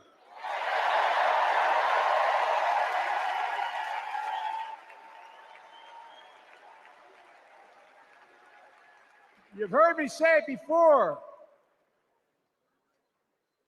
We're facing an inflection point, one of those rare moments in history when the decisions we make now will determine the fate of our nation and the world for decades to come. That's not hyperbole, I mean it literally. We're in a battle for the very soul of America. I ran for president in 2020 because of what I saw in Charlottesville in August of 2017. Extremists coming out of the woods, carrying torches, their veins bulging from their necks, carrying Nazi swastikas, and chanting the same exact anti-Semitic bile that was heard in Germany in the early 30s. Neo-Nazis, white supremacists, the Ku Klux Klan, so emboldened by a president then in the White House that they saw as an ally. They didn't even bother to wear their hoods. Hate was on the march in America. Old ghosts and new garments, stirring up the oldest divisions stoking the oldest fears, giving oxygen to the oldest forces that they long sought to tear apart America. In the process, a young woman was killed. When I contacted her mother, I asked about what happened. She told me. When the president was asked what he thought had happened, Donald Trump said, and I quote, "There are very fine people on both sides. My God." That's what he said. That is what he said and what he meant. That's when I realized, had listened to the admonition of my dead son, I could not stay on the sidelines. So I ran.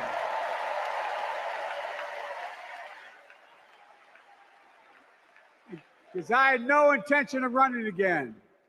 I just lost part of my soul. But I ran with a deep conviction. In America, I know and believe in an America where honesty, dignity, decency still matter. An America where everyone has a fair shot and hate has no safe harbor.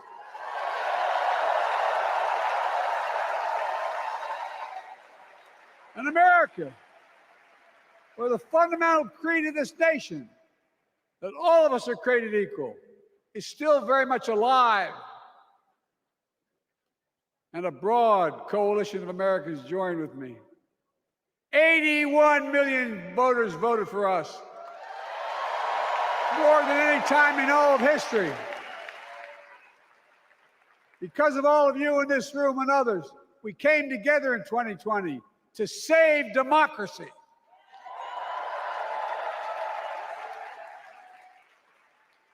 As your president, I've been determined to keep America moving forward, not going back, to stand against hate and violence in all its forms, to be a nation where we not only live with but thrive on diversity, demonizing no one, leaving no one behind, and becoming the nation that we profess to be. I also ran to rebuild the backbone of America, the middle class.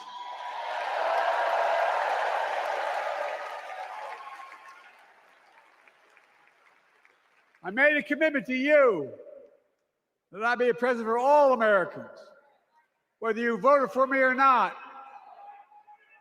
We have done that.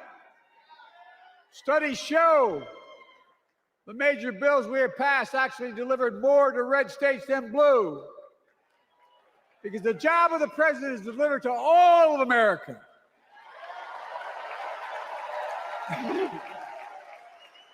Because of you, and I'm not exaggerating, because of you, we've had one of the most extraordinary 4 years of progress ever, period.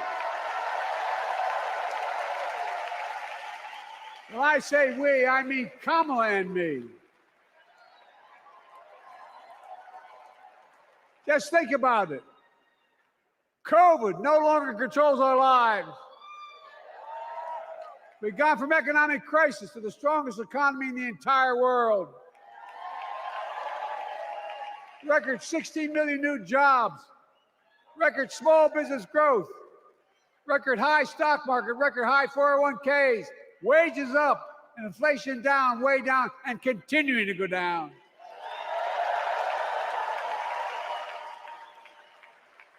The smallest racial wealth gap in 20 years. And yes, we both know we have more to do, but we're moving in the right direction.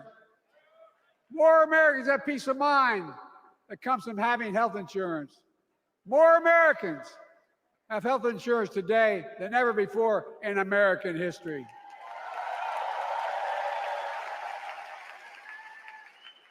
And after, as a young senator beginning to fight for 50 years to give Medicare the power to negotiate low prescription drug prices, we finally beat Big Pharma.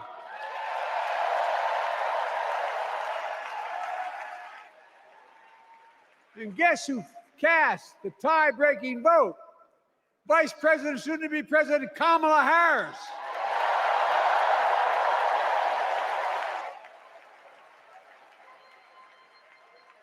And now it's the law of the land. Instead of paying $400 a month for insulin, seniors with diabetes will pay $35 a month.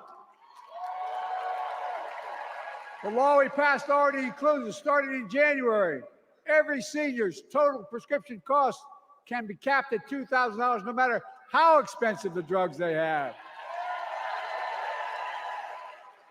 And what we don't focus on, and our Republican friends don't seem to understand, our reforms don't just save seniors money, they save the American taxpayers money. You know what we just passed saved? It saved $160 billion over the next decade. That's not hyperbole. It's because Medicare no longer has to pay those exorbitant prices to the big pharma. But look, well, thank you, Kamala, too. Look, folks, how can we have the strongest economy in the world without the best infrastructure in the world? Donald Trump promised Infrastructure Week every week for 4 years, and he never built a damn thing.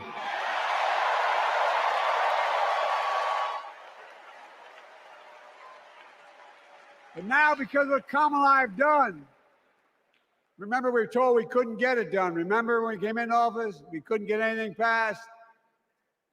But right now, we're giving America an infrastructure decade, not week. We're modernizing our roads, our bridges, our ports, our airports, our trains, our buses. We're removing every lead pipe from schools and homes so every child can drink clean water.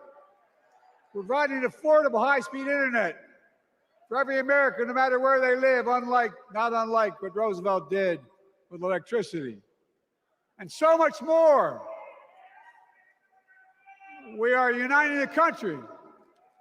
We're growing our economy. We're improving our quality of life. And we're building a better America.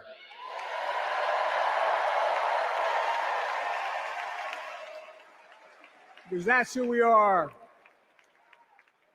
How can we be the strongest nation in the world without leading the world in science and technology? After years of importing 90% of our semiconductor chips from abroad, which America invented those chips, our Chips and Science Act meant that private companies from around the world are now investing literally tens of billions of dollars to build new chip factories right here in America.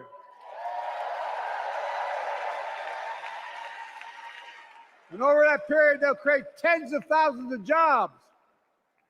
And many of those jobs in the so-called fabs, the buildings that make the chips, that's being constructed now. And guess what?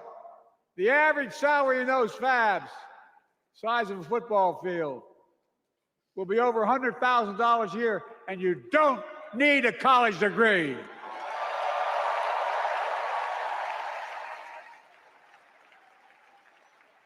Because of you and so many electeds out there, American manufacturing is back. Where the hell does it say we wouldn't lead the world in manufacturing? 800,000 new manufacturing jobs.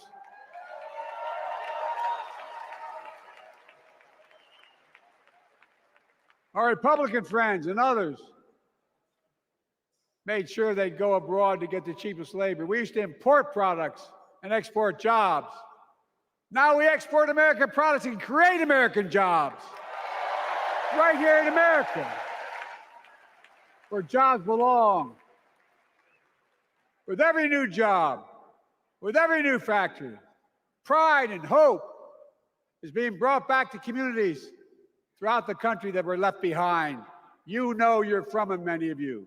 You know what it's like when that factory closed, where your mother, your father, your grandmother, grandfather worked. And now you're back, providing once again, proving The Wall Street didn't build America. The middle class built America, and unions built the middle class.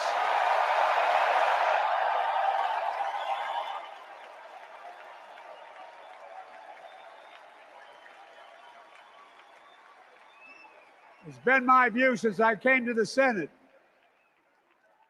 And that's why I'm proud to have been the first president to walk a picket line.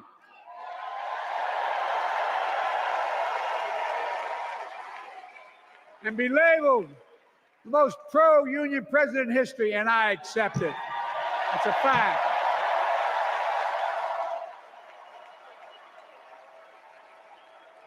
Because when unions do well, we all do well.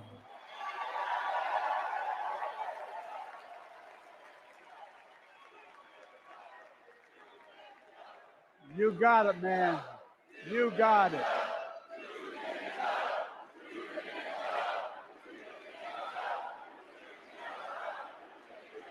I agree. I'm proud. Look, remember we told we couldn't get anything done because we couldn't get anything done in the Congress? Well, with your support, we passed the most significant climate law in the history of mankind.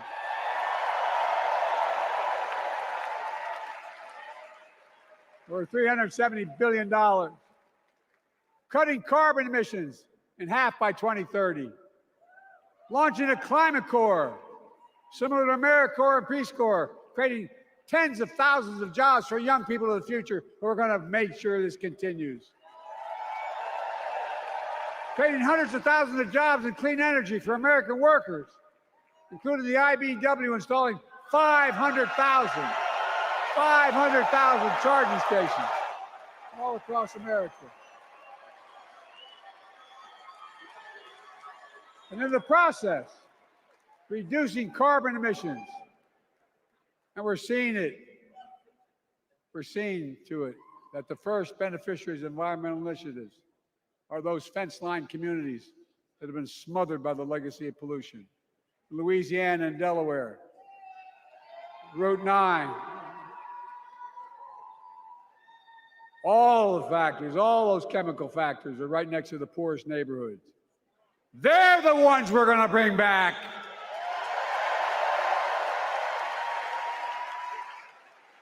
And how? How can we be the greatest nation in the world without the best education system in the world?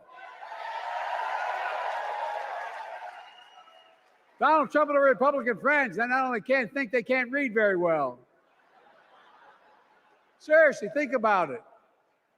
Look at their Project 2025. They want to do away with the Department of Education. Well, during the pandemic, Kamala and I helped states and cities get back their schools back open. And we gave public school teachers a raise.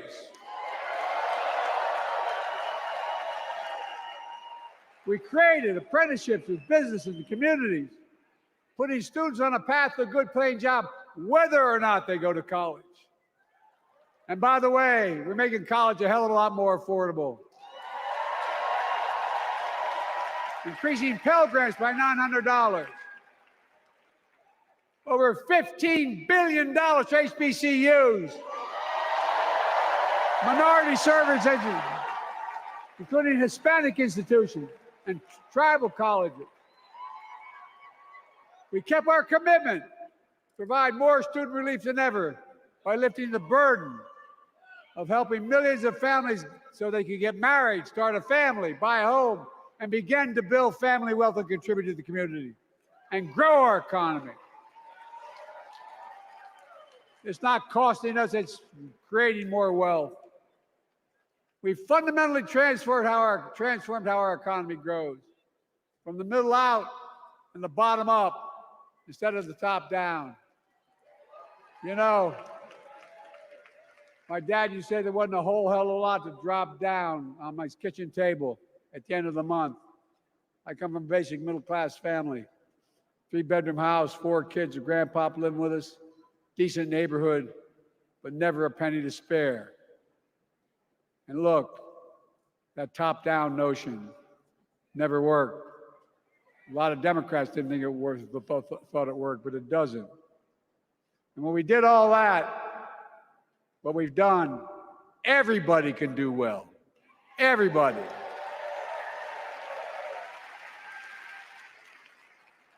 Donald Trump calls America a failing nation. No, I'm serious. But think about this. Think about this. He publicly says to the whole world, I'm going to say something outrageous. I know more foreign leaders by their first names and know them well than anybody alive. Just because I'm so damn old. But I'm not joking. Think of the message he sends around the world when he talks about America being a failing nation. He says we're losing. He's the loser. He's dead wrong.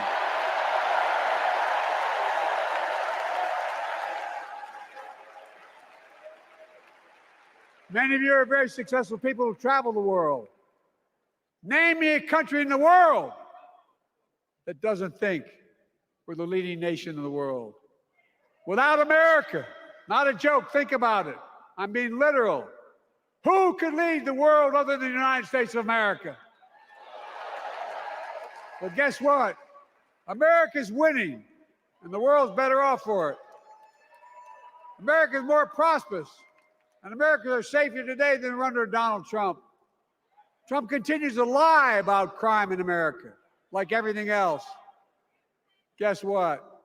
On his watch, the murder rate went up 30%, the biggest increase in history. Meanwhile, we made the largest investment, Kamala and I, in public safety ever. Now, the murder rate is falling faster than any time in history. Violent crime has dropped to the lowest level of more than 50 years. And crime will keep coming down when we put a prosecutor in the Oval Office instead of a convicted felon.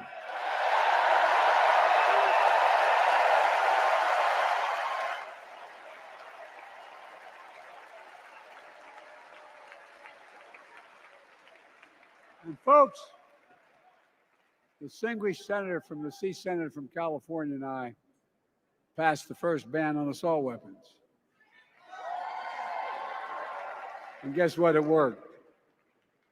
If we care about public safety, we need to prevent gun violence. And what makes me ashamed when I travel the world, which I do, more children in America are killed by a gunshot than any other cause in the United States. More die from a bullet than cancer, accidents, or anything else in the United States of America. My God. That's why Kamala and I are proud. We beat the NRA when we passed the first major bipartisan gun safety law in 30 years.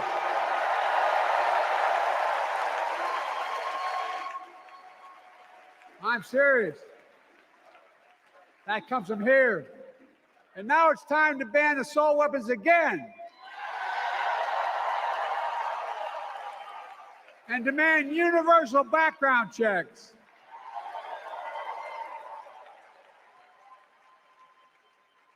It's hard.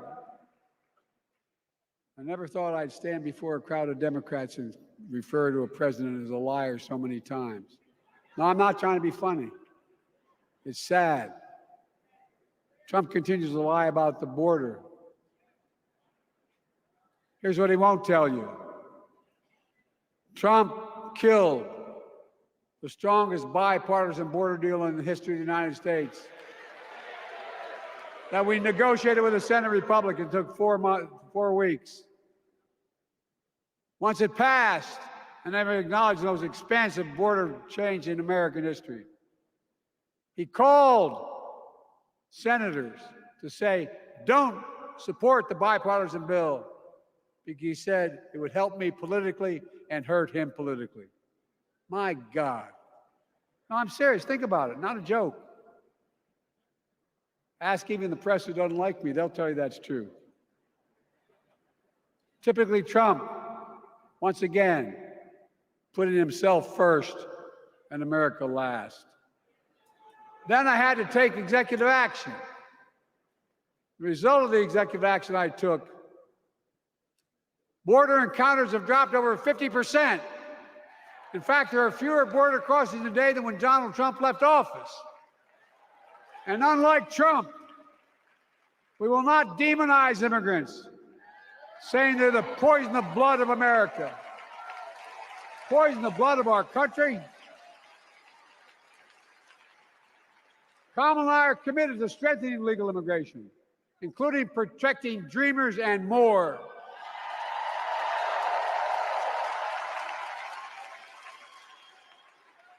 And here's what else I believe in: protecting your freedom to vote, your freedom to love who you love,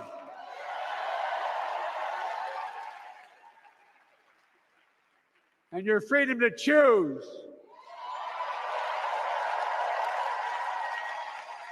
In its decision overturning Roe v. Wade, as you heard earlier tonight, the United States Supreme Court majority wrote the following, quote, "Women are not without electoral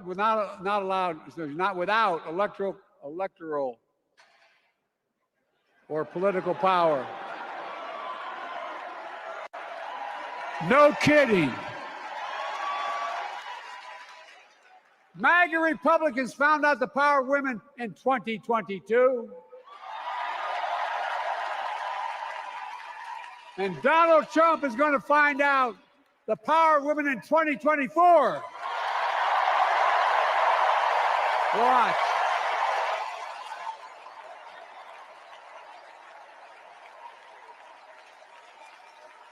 And where Trump and his mega Republican right-wingers seek to erase history, we Democrats continue to write history and make more history. I'm proud to have kept my commitment to appoint the first Black woman in the United States Supreme Court.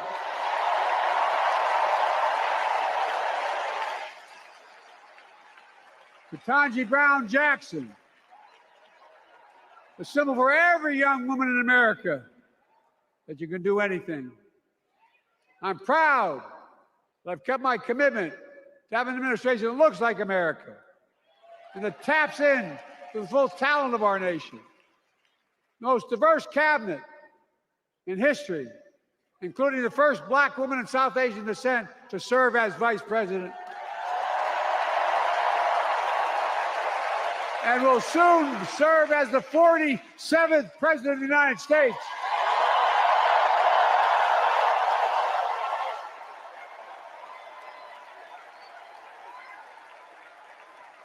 She is good. Look. Thank you, Kamala.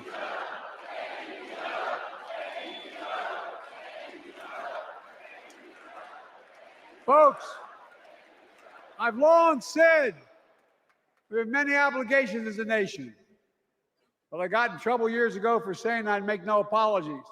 We have only one truly sacred obligation: to prepare and equip those we send to war and care for them and their families when they come home and when they don't.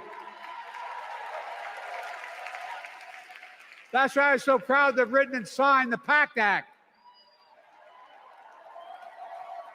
one of the most significant laws ever, helping veterans and their families exposed to toxic materials like burn pits in Agent Orange. I was around during the Vietnam War. It's hard. Nobody was able to prove that their illness was a consequence of Agent Orange. And no one was able to prove initially that because they lived in burn pits like my son lived next to in Iraq for a year, that is the cause of their illness. But because of the PACT Act, a surviving spouse with 2 children is now eligible for a stipend of about $3,000 a month. And those children who lost a parent are eligible for tuition benefits to go to college and to get job training.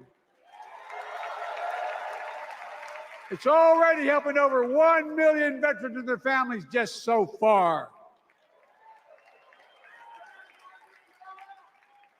Well, I love them, and I'm so proud of my son's service. We get it, but guess who doesn't get it? and doesn't respect our veterans. We know from his own chief of staff, the four-star General John Kelly, that Trump, when in Europe, would not go to the grave sites in France. The brave service members who gave their lives to this country.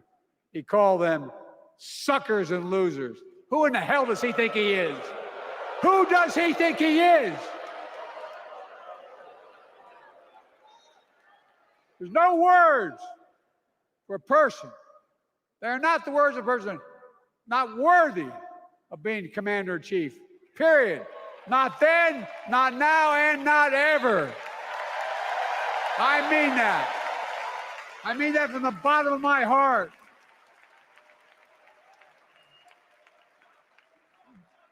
Just as no commander-in-chief should ever bow down to a dictator, the way Trump bows down to Putin. I never have, and I promise you, Kamala Harris will never do it. Will never bow down. When Trump left office, Europe and NATO was in tatters. Not a joke. America First doctrine changed our whole image in the world. Well, they gave the hours, about 190 hours sum total, me and my counterparts who heads of state in Europe, to strengthen NATO. We did. We united Europe like it hadn't been united for years, adding Finland and Sweden to NATO. 10 days before he died, Henry Kissinger called and said, not since Napoleon has Europe not looked over their shoulder at Russia with dread until now. Until now. Well, guess what? Putin thought he'd take Kyiv in 3 days. 3 years later, Ukraine is still free.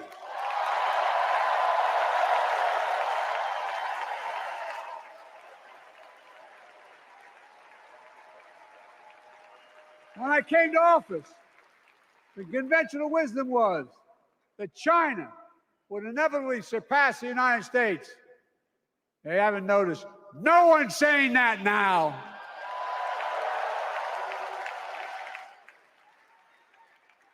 And we'll keep working to bring hostages home and end the war in Gaza and bring peace and security to the Middle East.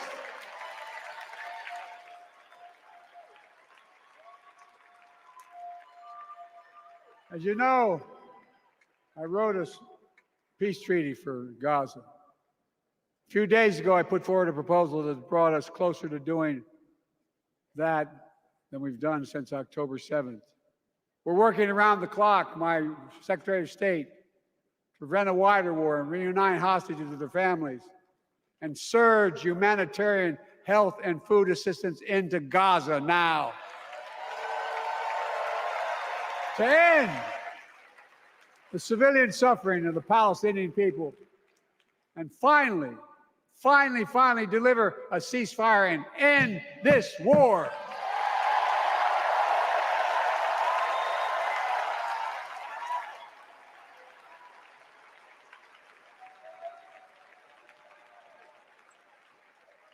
Those protesters out in the street, they have a point. A lot of innocent people are being killed on both sides. Just as we worked around the clock to bring home wrongfully detained Americans and others from Russia in one of the most complicated swaps in history, but they're home. Kamala and I are going to keep working to bring all Americans wrongfully detained around the world home. I mean it. Folks, I've got 5 months left in my presidency. I've got a lot to do. I intend to get it done.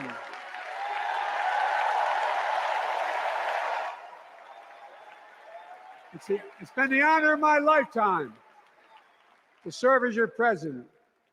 I love the job, but I love my country more. I love my country more. And all this talk about how I'm angry at all those people who said I should step down. That's not true.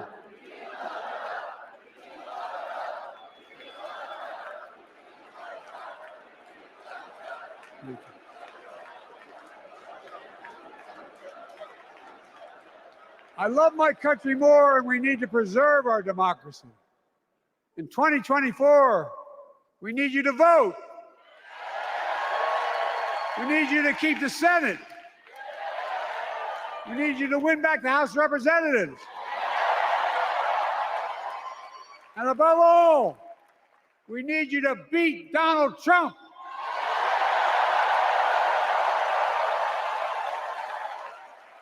And elect Kamala and Tim, President and Vice President of the United States of America. Look, they'll continue to lead America forward, creating more jobs, standing up for workers, growing the economy, lower the cost to American families so they just have a little more breathing room. We've made incredible progress, but we have more work to do. And Kamala and Tim will continue to take on corporate greed and bring down cost of food. They'll keep taking on Big Pharma, making insulin $35 a month, not just for seniors, but for everyone in America. And capping prescription drug costs at a total of $2,000, not just for seniors, but for everyone. And folks, that's going to save America again tens of billions of dollars. Folks, they'll make housing more affordable, building 3 million new homes, providing $25,000 down payment assistance for the first-time home buyer, more than the 10 we approved. Donald Trump wants a new tax on imported goods, food, gas, clothing, and more. You know what that will cost the average family, according to the experts? $3,900 a year in a tax. No, that's a fact. Kamala and Tim will make the child care tax credit permanent.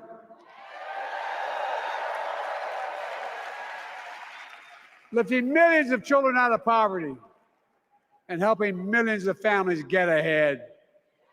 But you know what Trump has? He created the largest debt any president had in 4 years with his $2 trillion tax cut for the wealthy. Well, Trump has a new plan.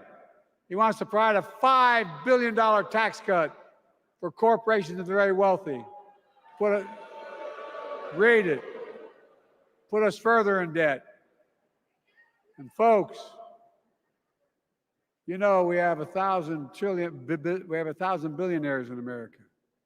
You know what their average tax rate they pay? 8.2%. If we just increase their taxes we proposed to 25%, which isn't the highest tax rate even, it would raise $500 billion new dollars over 10 years. They'd still be very wealthy. Look, Kamala and Tim are going to make them pay their fair share. They'll protect Social Security and Medicare. Trump wants to cut Social Security and Medicare. Kamala and Tim will protect your freedom. They'll protect your your right to vote. They'll protect your civil rights. And you know Trump will do everything to ban abortion nationwide.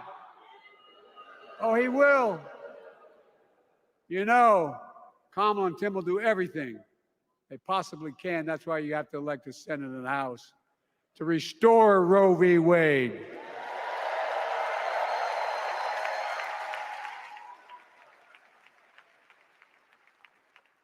The ancient Greeks taught us that character is destiny. Character is destiny. For me and Jill, we know Kamala and Doug are people of character. It's been our honor to serve alongside them.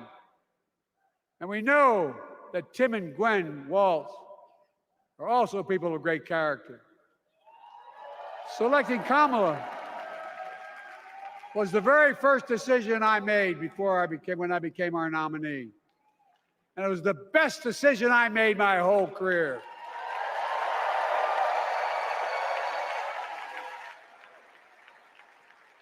We've not only gotten to know each other, we've become close friends.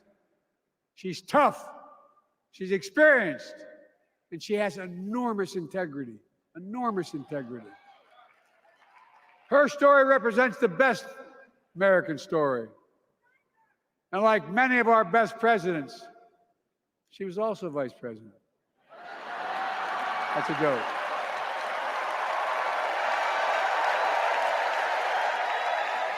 But she'll be a president our children can look up to. She'll be a president respected by world leaders because she already is. She'll be a president we can all be proud of. And she will be a historic president who puts her stamp on America's future.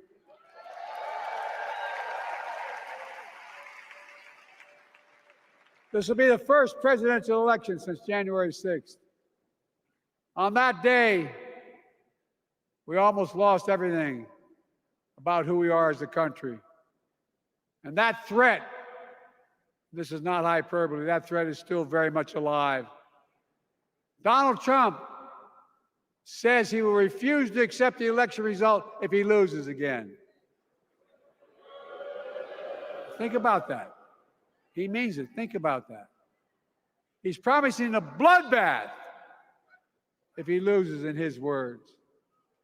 And that he'll be a dictator on day one, in his own words. By the way, this sucker means it. No, I'm not joking. Think about it. Anybody else said that in the past, you'd think he was crazy. He is crazy, but you'd think it was an exaggeration, but he means it. We can't let that happen. Folks, all of us carry a special obligation. Independents, Republicans, Democrats. We saved democracy in 2020, and now we must save it again in 2024.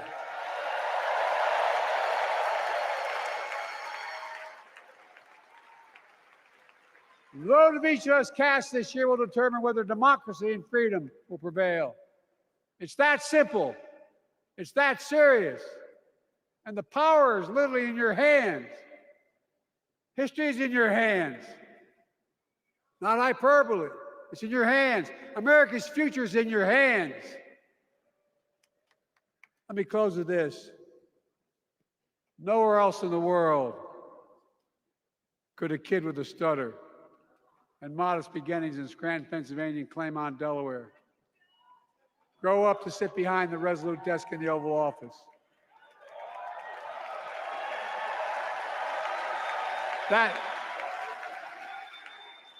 That's because America is and always has been a nation of possibilities. Possibilities. We must never lose that. Never. Kamala and Tim understand that this nation must continue to be a place of possibilities, not just for the few of us, but for all of us. But join me in promising your whole heart to this effort, and where my heart will be. I promise I'll be the best volunteer Harris and Waltz has Cam ever seen.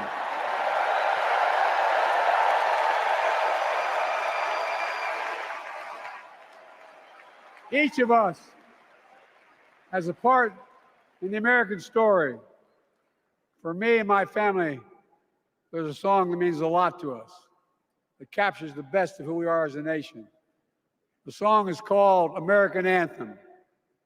There's one verse that stands out, and I can't sing worth a damn, so I'm not going to try. I'll just quote it. The work and prayers of centuries have brought us to this day. What shall our legacy be? What will our children say? Let me know in my heart, when my days are through, America, America, I gave my best to you.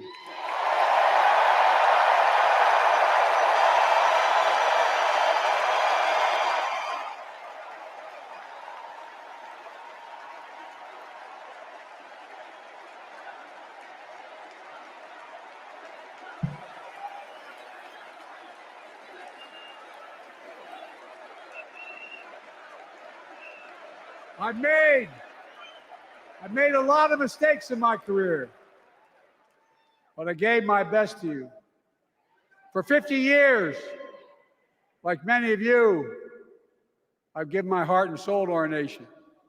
And I've been blessed a million times in return with the support of the American people. I've either been too young to be in the Senate because I wasn't 30 yet, and too old to stay as president. But I hope you know how grateful I am to all of you.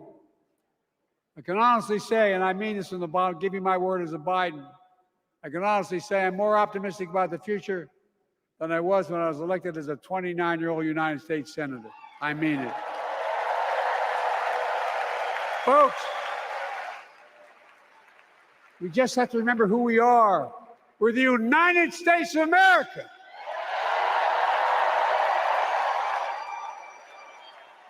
And there's nothing we cannot do when we do it together. God bless you all, and may God protect our troops. Thank you.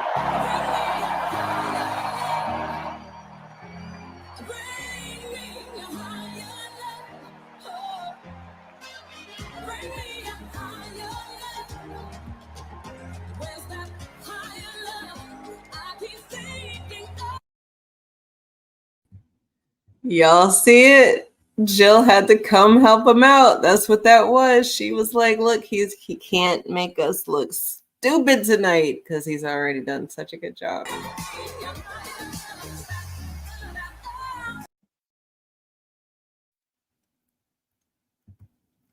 Well. Happy Monday, Tuesday.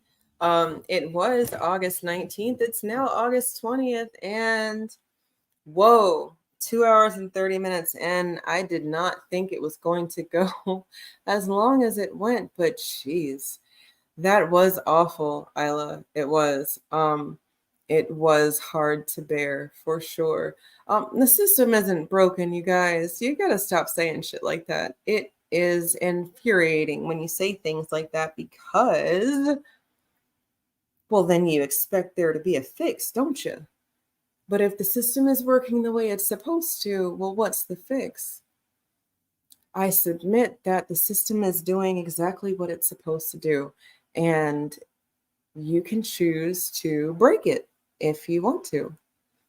For 2 hours and 30 minutes, the DNC, they did their thing, supporting Kamala and her bid for the presidency.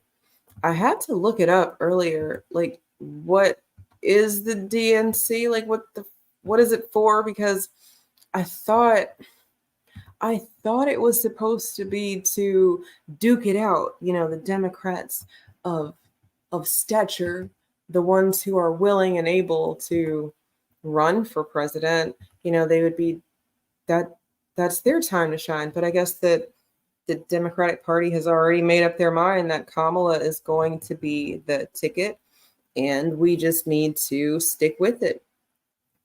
It's like what you tell the minis. You get what you get, and you don't have a fit, right? That they're treating us like children, at least Black America, because at the end of the day, there are no other racial groups that get told that they can move the needle the way that Black America gets told that we can move the needle. So again, I submit to you that the system isn't broken. It is doing exactly what it's supposed to do. But what are we supposed to do with that? Right? Like, you hear that, okay, the system isn't broken, it's working the way it's supposed to, or you hear that it's two wings of the same bird, and what do?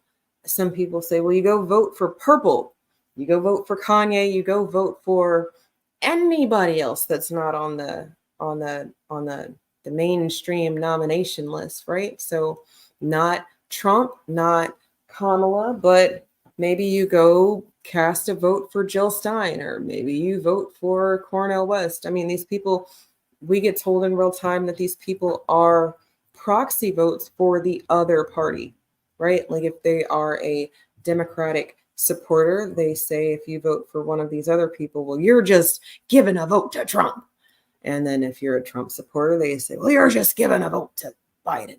And I'm sorry, not Biden, Kamala. You'd be giving the vote to Kamala. I say that you could just stay home, right? I mean, I'm not being funny. I think that in real time, if you understand that the system is doing exactly what it's supposed to do, then maybe you don't participate in the system. I mean, really, you don't go to a store that has your favorite food and then order something else when your heart is set on your favorite food.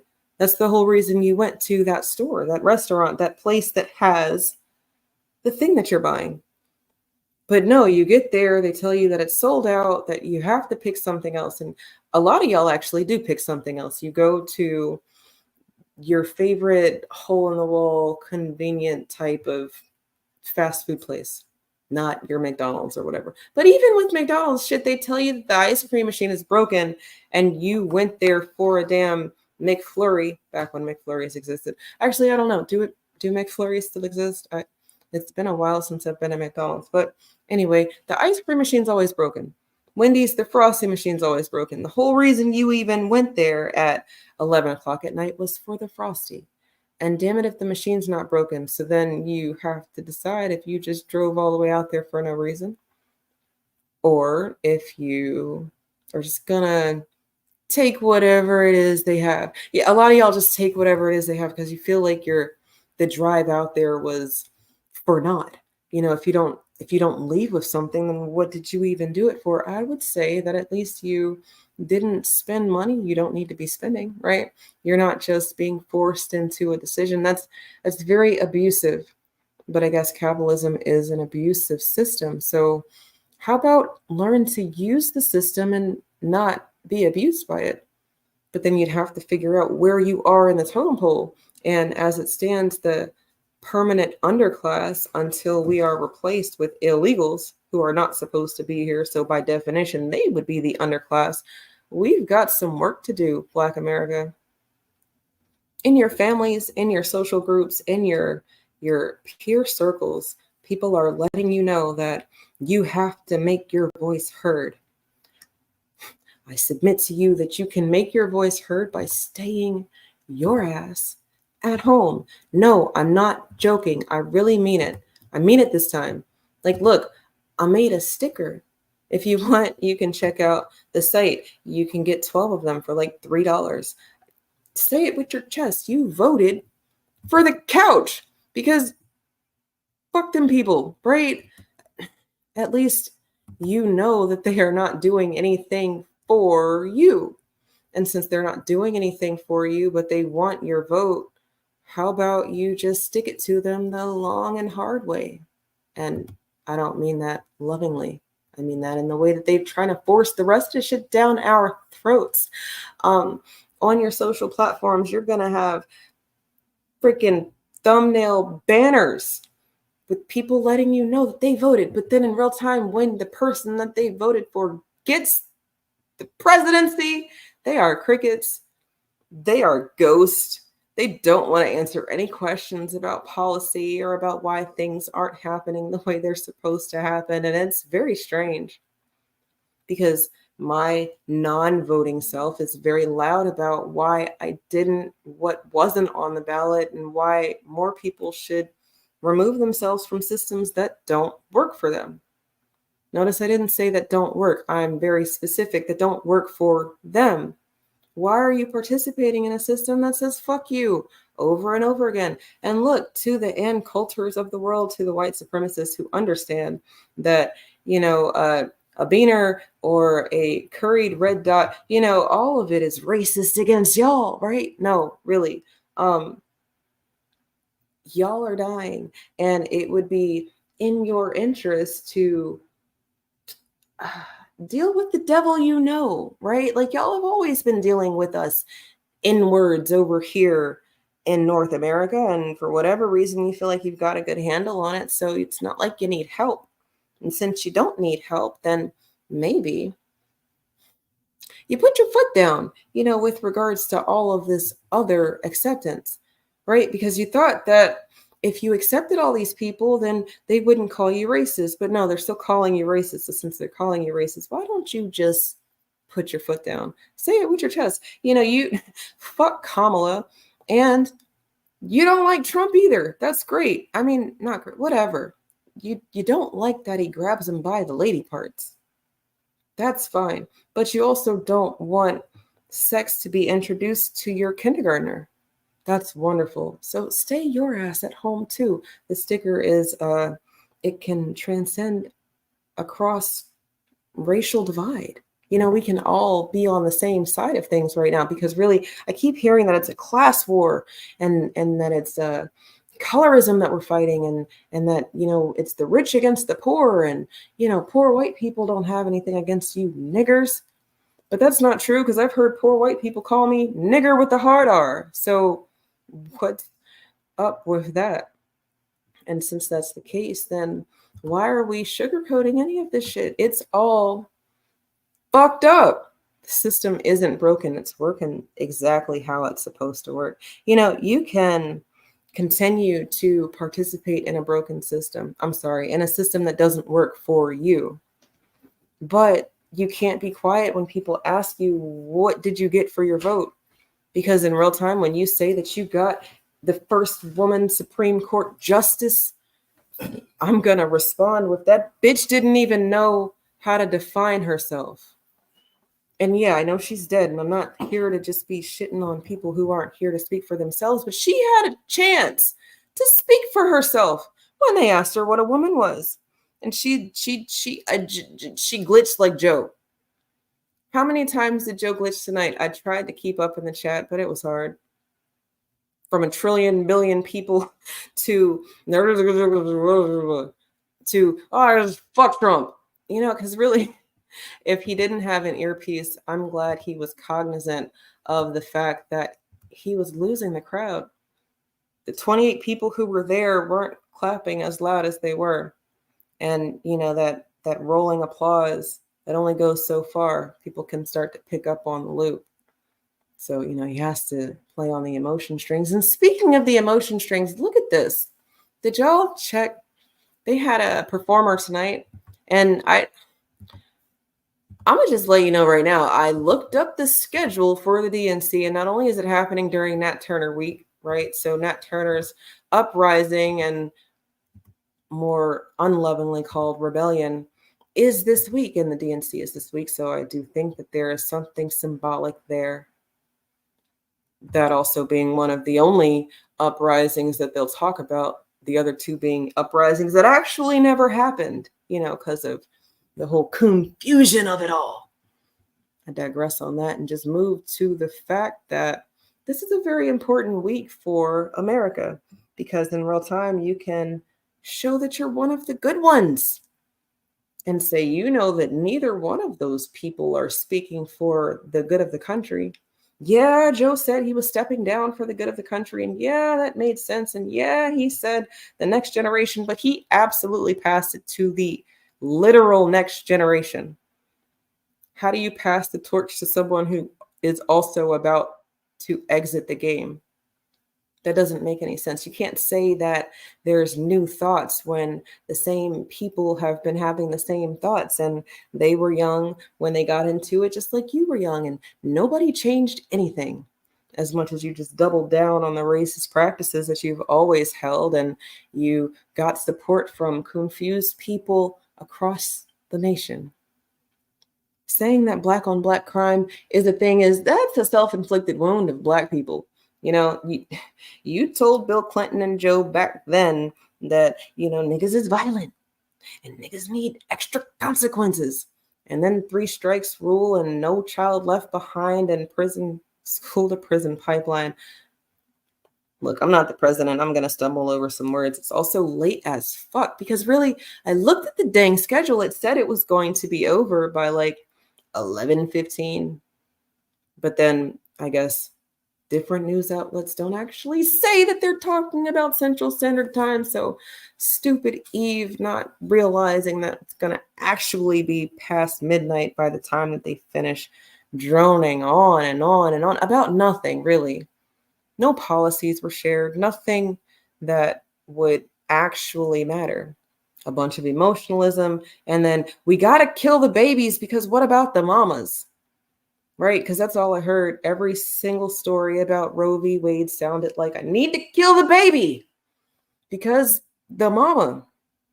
And not, damn it, the mom needs to practice some safe sex or the people having sex that are producing these babies that these people don't want. I just don't understand. Did they take sex ed out of the schools too? Because I know they took home ec out. I know they took wood shop out. They don't have a mechanics class anymore. You can't work on a car. You can sit in front of a computer all day, you know. But all of these other fine motor skills that you would have learned because they are skills that can help you make something of yourself, that shit's gone. And while you can use the internet, the computer as a tool to make something of yourself, most of you won't. I mean, right now it's 200 people live with me right now. I have no clue where you are in the world, but if you're on the East Coast, it's late as fuck. Go to bed. Catch the replay. But if you're not on the East Coast, maybe it's just, you know, your Monday night. But the DNC started tonight with a special appearance from Kamala and then closing out with Joe Biden. And I think it's still kind of going on, so you can check it out if you want to. I was streaming it from Twitter. You can stream it from any of the news outlets that you are familiar with. But I couldn't listen to anymore because at the end of the day, I tuned in because I can't say that I know what's going on if I don't know what's going on. Yeah, it is. It's early in California, but Californians are the only people that get a pass when you are listening to some internet shit for hours, you know, and I didn't even plan on being here for hours, but I've only really been talking for like 15 minutes. God damn it, Joe fucking droned on and on and on, and half of it was inaudible. They really needed some subtitles for him. Really. I mean, it just would have helped if we knew what he was supposed to say, and then it wouldn't have gone to the left or the right. I can't remember what side the Democrats and the liberals are on, but moving on, both sides of this bird, clowns, all of them. And if you think that either one of these clowns are going to do anything for Black people, no. But I will say that Trump hasn't done anything that's specifically harmed us. I mean, he's had some racist beliefs, some racist thoughts, some racist words. But when he was in office, I don't know that any of his policies specifically were enacted to fuck with us as much as we've always gotten the shit end of the stick. And as such, I mean, that is quid pro quo. Or I'm sorry, that is the status quo. No quid. That's just what you've always been getting. So you niggas can eat it and you're not going to have a fit because the Republicans don't do anything for you anyway. Talk to the Democrats. Yeah, I was surprised they let Joe do a speech, but they had to get him out the way tonight. You know, because you can't just have a 4-day convention and the president hasn't spoken, especially since it's so monumental that he stepped down, right? So I get why he was live tonight, but maybe he should have gone on earlier. It's my belief that, you know, they zap him, you know, when it's time to get started. And you can only zap him once in a day, because when you zap him twice, that's when he starts glitching and starts saying shit that doesn't make sense. And, you know, a lot of what we got tonight, because they probably zapped him this morning before they had to meet with people, and they had to zap him again tonight. So, you know, Jill coming out there doing her wifely duties to make sure that he doesn't walk off of the stage or into the podium or salute people who aren't there or try to sniff a child who isn't there, or sniff a child that is there. You know, Jill kind of was right there, Johnny on the spot, and shame on her. She needs to be in jail for elder abuse. If you can't leave your elderly parent at home while you go to work because they can light the house on fire, him being the president and in control of buttons that can start wars indefinitely, I don't know if that's responsible. So look, Black America, white America, anybody else who has common sense in America, please, if you understand that both sides of the fence lead to the same house, then do us all a favor. Make your presence felt by not showing up to the polls this November. I'm going to go out into the community and take video footage. I'd love to not see anybody who looks like me there, because in real time, when they say that Black woman won it for whatever the fuck, I can have evidence that shows that that's not true, or at least here where I live. And maybe you guys will take your own footage. If you're going to show up, show how many people are missing. Yeah, they're going to say the mail-in ballot thing is where the votes came from, but they're also saying that mail-in ballots are unconstitutional because of voter suppression. And the Democrats are playing every angle they can to weasel in votes that shouldn't count. I'm of a mind that the last election didn't go the way that we have the presidency now, but there's no evidence to support that. You know, it's just my tinfoil bonnet. It's wrapped a little tight tonight. So, you know, you're just going to have to excuse me. But if you did fall down that rabbit hole, then, you know, a lot of times they can weasel into these stories because you absolutely were there. And since most people will say some shit like, oh, yeah, I love Black people and I want reparations for you guys. And then they go vote for Biden or they go vote for Trump. But they were so loud about what they love. No, say it with your chest. Don't show up unless it is to document how many people are not showing up. Spirit Wonder, please check out the site, get you some stickers. Look, for anybody listening to this show, if you happen to purchase anything else on the site and not the stickers, I will throw in some stickers for you. You get a sheet of 12 for $3. I voted couch 24 because why not? I mean, I feel you. You want to go write somebody in because your ancestors died for the right for you. No, stupid. Your ancestors died because we live inside of a global system of racism, white supremacy, and they don't like the fact that they can't be you. You know, we're going to have to update these definitions of things because people told y'all that they hate us. They don't fucking hate us. They love us. They need us. Maybe they don't like the fact that they are unable to be successful on their own, but they absolutely love the fact that we will let them be successful off of our backs. I mean, can you feel me one? Or is it just me? I know it's getting late, but I'm just saying, like, you really could show them that you're for real about knowing that the system is working exactly the way it's supposed to. If 38% of Americans voted, what would that look like? What would the news outlets say? That's right, Spirit. They were not lynched for anything more than being Black. And if you want to go Mr. Fuller's way, they were lynched for being non-white because it's just white and non-white and pretty much everything else is just white people shit. I'm white and I said so. You're yellow, you're orange, and you're purple. And some of y'all niggas is blue-black. Like, it's identifying people based on race has to be a thing of the past because it is a racist, antiquated way of looking at things.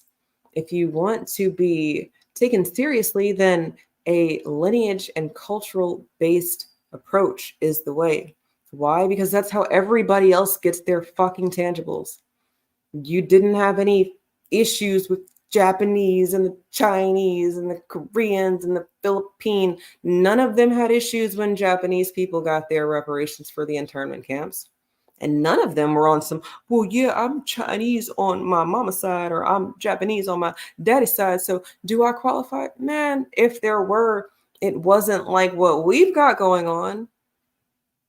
Because even Jesse Lee Peterson and all of his confused royalty said that we're going to get our reparations, and he thinks that, we're not going to be satisfied. No, nigga, we're not going to be satisfied, because it doesn't stop with a check. But it does start with a check, and from there, they will pay. Who? All, ALL, all of them will pay. And I think it's even more simple because America's going to pass the buck. They're going to say, yeah, we owe reparations, but remember, we were colonies first. So England, and that might be World War III right there, making England pay the reparative justice to Black America. But I mean, I don't think that they don't owe either. They do have a lot of pots on the stove, all of the different places that they colonized, but America might have to take the debt and eat it. Why? Because they had a whole fucking revolution. And after the American Revolution, they still had slavery. So since slavery still existed after the colonization of the territory that is North America, they can pay. England can pay too. France can pay too. Spain can pay. All of them can pay. Wells Fargo can pay. Bank of America can pay. Your insurance companies, depending on when they were established, can pay. Wall Street can pay. Fucking grocery store can pay. Why? Because God damn it, if most of us who are from the South had our hands and feet in the soil before we were forced off of it. And now we're being told in real time that, well, Black America won't take a lesser than living wage. God damn it. No, we won't. Why should we have to? We are tax-paying citizens. We're supposed to be here. How dare you offer me a wage that isn't livable? I mean, minimum wage is not livable, but how do you expect me to accept less than minimum wage? No, that is specifically for people who are not supposed to be here, because they're not going to complain, except, oh, wait, they are complaining. God damn it, we live in a time where people who are breaking the law are complaining about the fucking options. All right. For what it's worth, DNC stands for do not change. Kamala said, we're not going back. They said, we're not going back. And the reason that they don't want to go back is because you niggas and your reparative justice is in the back. That's back there. They don't want to go back there. They actually want to skip past you and move on to people who are not supposed to be here. I submit to you that if 22% of America votes, they would be scared shitless, because they wouldn't know what is going on with Black America. They would think that we're about to revolt, but most of you niggas is lovers and not fighters, so let's not even fake the funk. I know it's a couple of y'all who are ready to be outside, but that's not all. Not all, not all, not all. It's a few and far between, and since it's like that, we could do it the easy way. Show them that you don't participate in the same way that they didn't let us participate. Y'all are acting like Black Wall Street happened during during integration, and it didn't. Black Wall Street actually happened as a result of being away from them people. Look at how genius we've been, creative, resilient, surviving, brilliant. Without their interruption, it's almost like y'all niggas remembered who you were prior to the interruption. But if we're being honest, 1865 to 1776 to 1526, that's like 300 years of interruption. So it is going to be a hard memory to replace, but we've been here the longest. Y'all really just tap into it. It's so easy. If you're having a hard time, I would suggest that you tune into someone like Dr. Winters. He's live on Thursday where he dives into the past, because if you are aware of what happened before, then you won't repeat it again. A lot of y'all are afraid of the past, and maybe you just don't like accountability or responsibility, but I promise you that your ancestors who fought for you to be here are rolling in their graves when you vote for someone because they died for the right to vote. No. And I hope it is my honest to God's wish that you get haunted tonight. Like your ancestor comes and sees you and smacks the shit out of you. The same way that Ketanji Brown, I don't know what a woman is, smacked Joe tonight. Because that's really all that happened. He remembered that, oh yeah, there was that one nigga that benefited. She got the white husband. And they got some lighter babies out of him. But, her, yeah, right. And kill the babies because, and look, if I'm speaking out of turn, it's because I'm not a doctor. But from what I've learned, interracial babies don't work. Black wombs don't like white sperm. I don't know what that is, but from what I've heard, fertility issues galore. I think, Black woman, your body said, fuck that little monster baby, and why are you trying? And then y'all go and take drugs. And then you try to tell me that it's your right to have a fucking monster baby. And to the people who are already here, liars and such, firecrackers of the world, y'all didn't have a choice. I have nothing against you.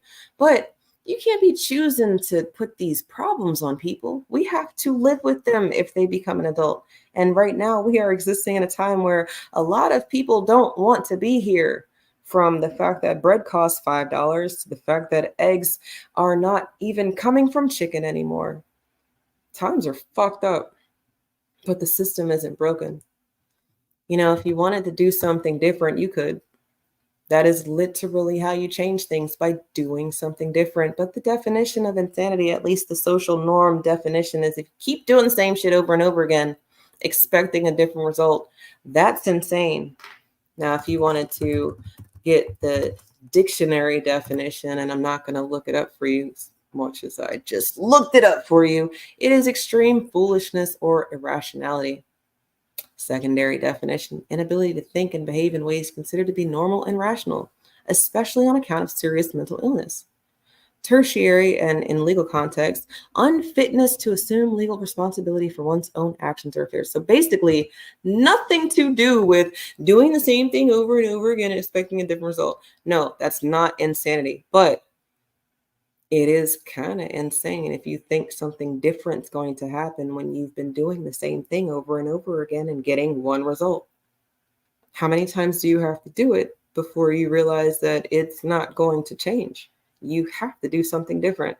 And since we've kind of already been here and it was a forced be here, why can't y'all force yourselves back? Do you have to be around them people that much? Because yes, I know you're not going to necessarily have the manufacturing plugs and you're not going to have the warehouse plugs, and you are still going to have to participate with them if you work for yourself. You got a t-shirt company, a food company, your dollars are green, and people who have green buy things. You can't necessarily only market to Black people, but you could. I would submit to you that niggas don't really buy as much as they like to talk about buying. So, you might be broke for a little while if you don't open your shop to green, that being the color that walks. But y'all do what you want to do. I'm just here to let you know that the system ain't broken. And since it's not broken, stop trying to fix it. You can't fix something that's not broken. You can break something that's not broken, though. And I would very much like to continue having conversations like that. If you liked my commentary tonight, hit the like. If you hit the bell, you probably will not be notified that I'm live, because YouTube doesn't like when I talk like this, and I'm okay with that. So for what it's worth, I'm normally live on Wednesdays and Fridays around the same time. And tonight, just because the DNC decided that this is the time to talk about this shit. So let's talk about it. Y'all have a good night.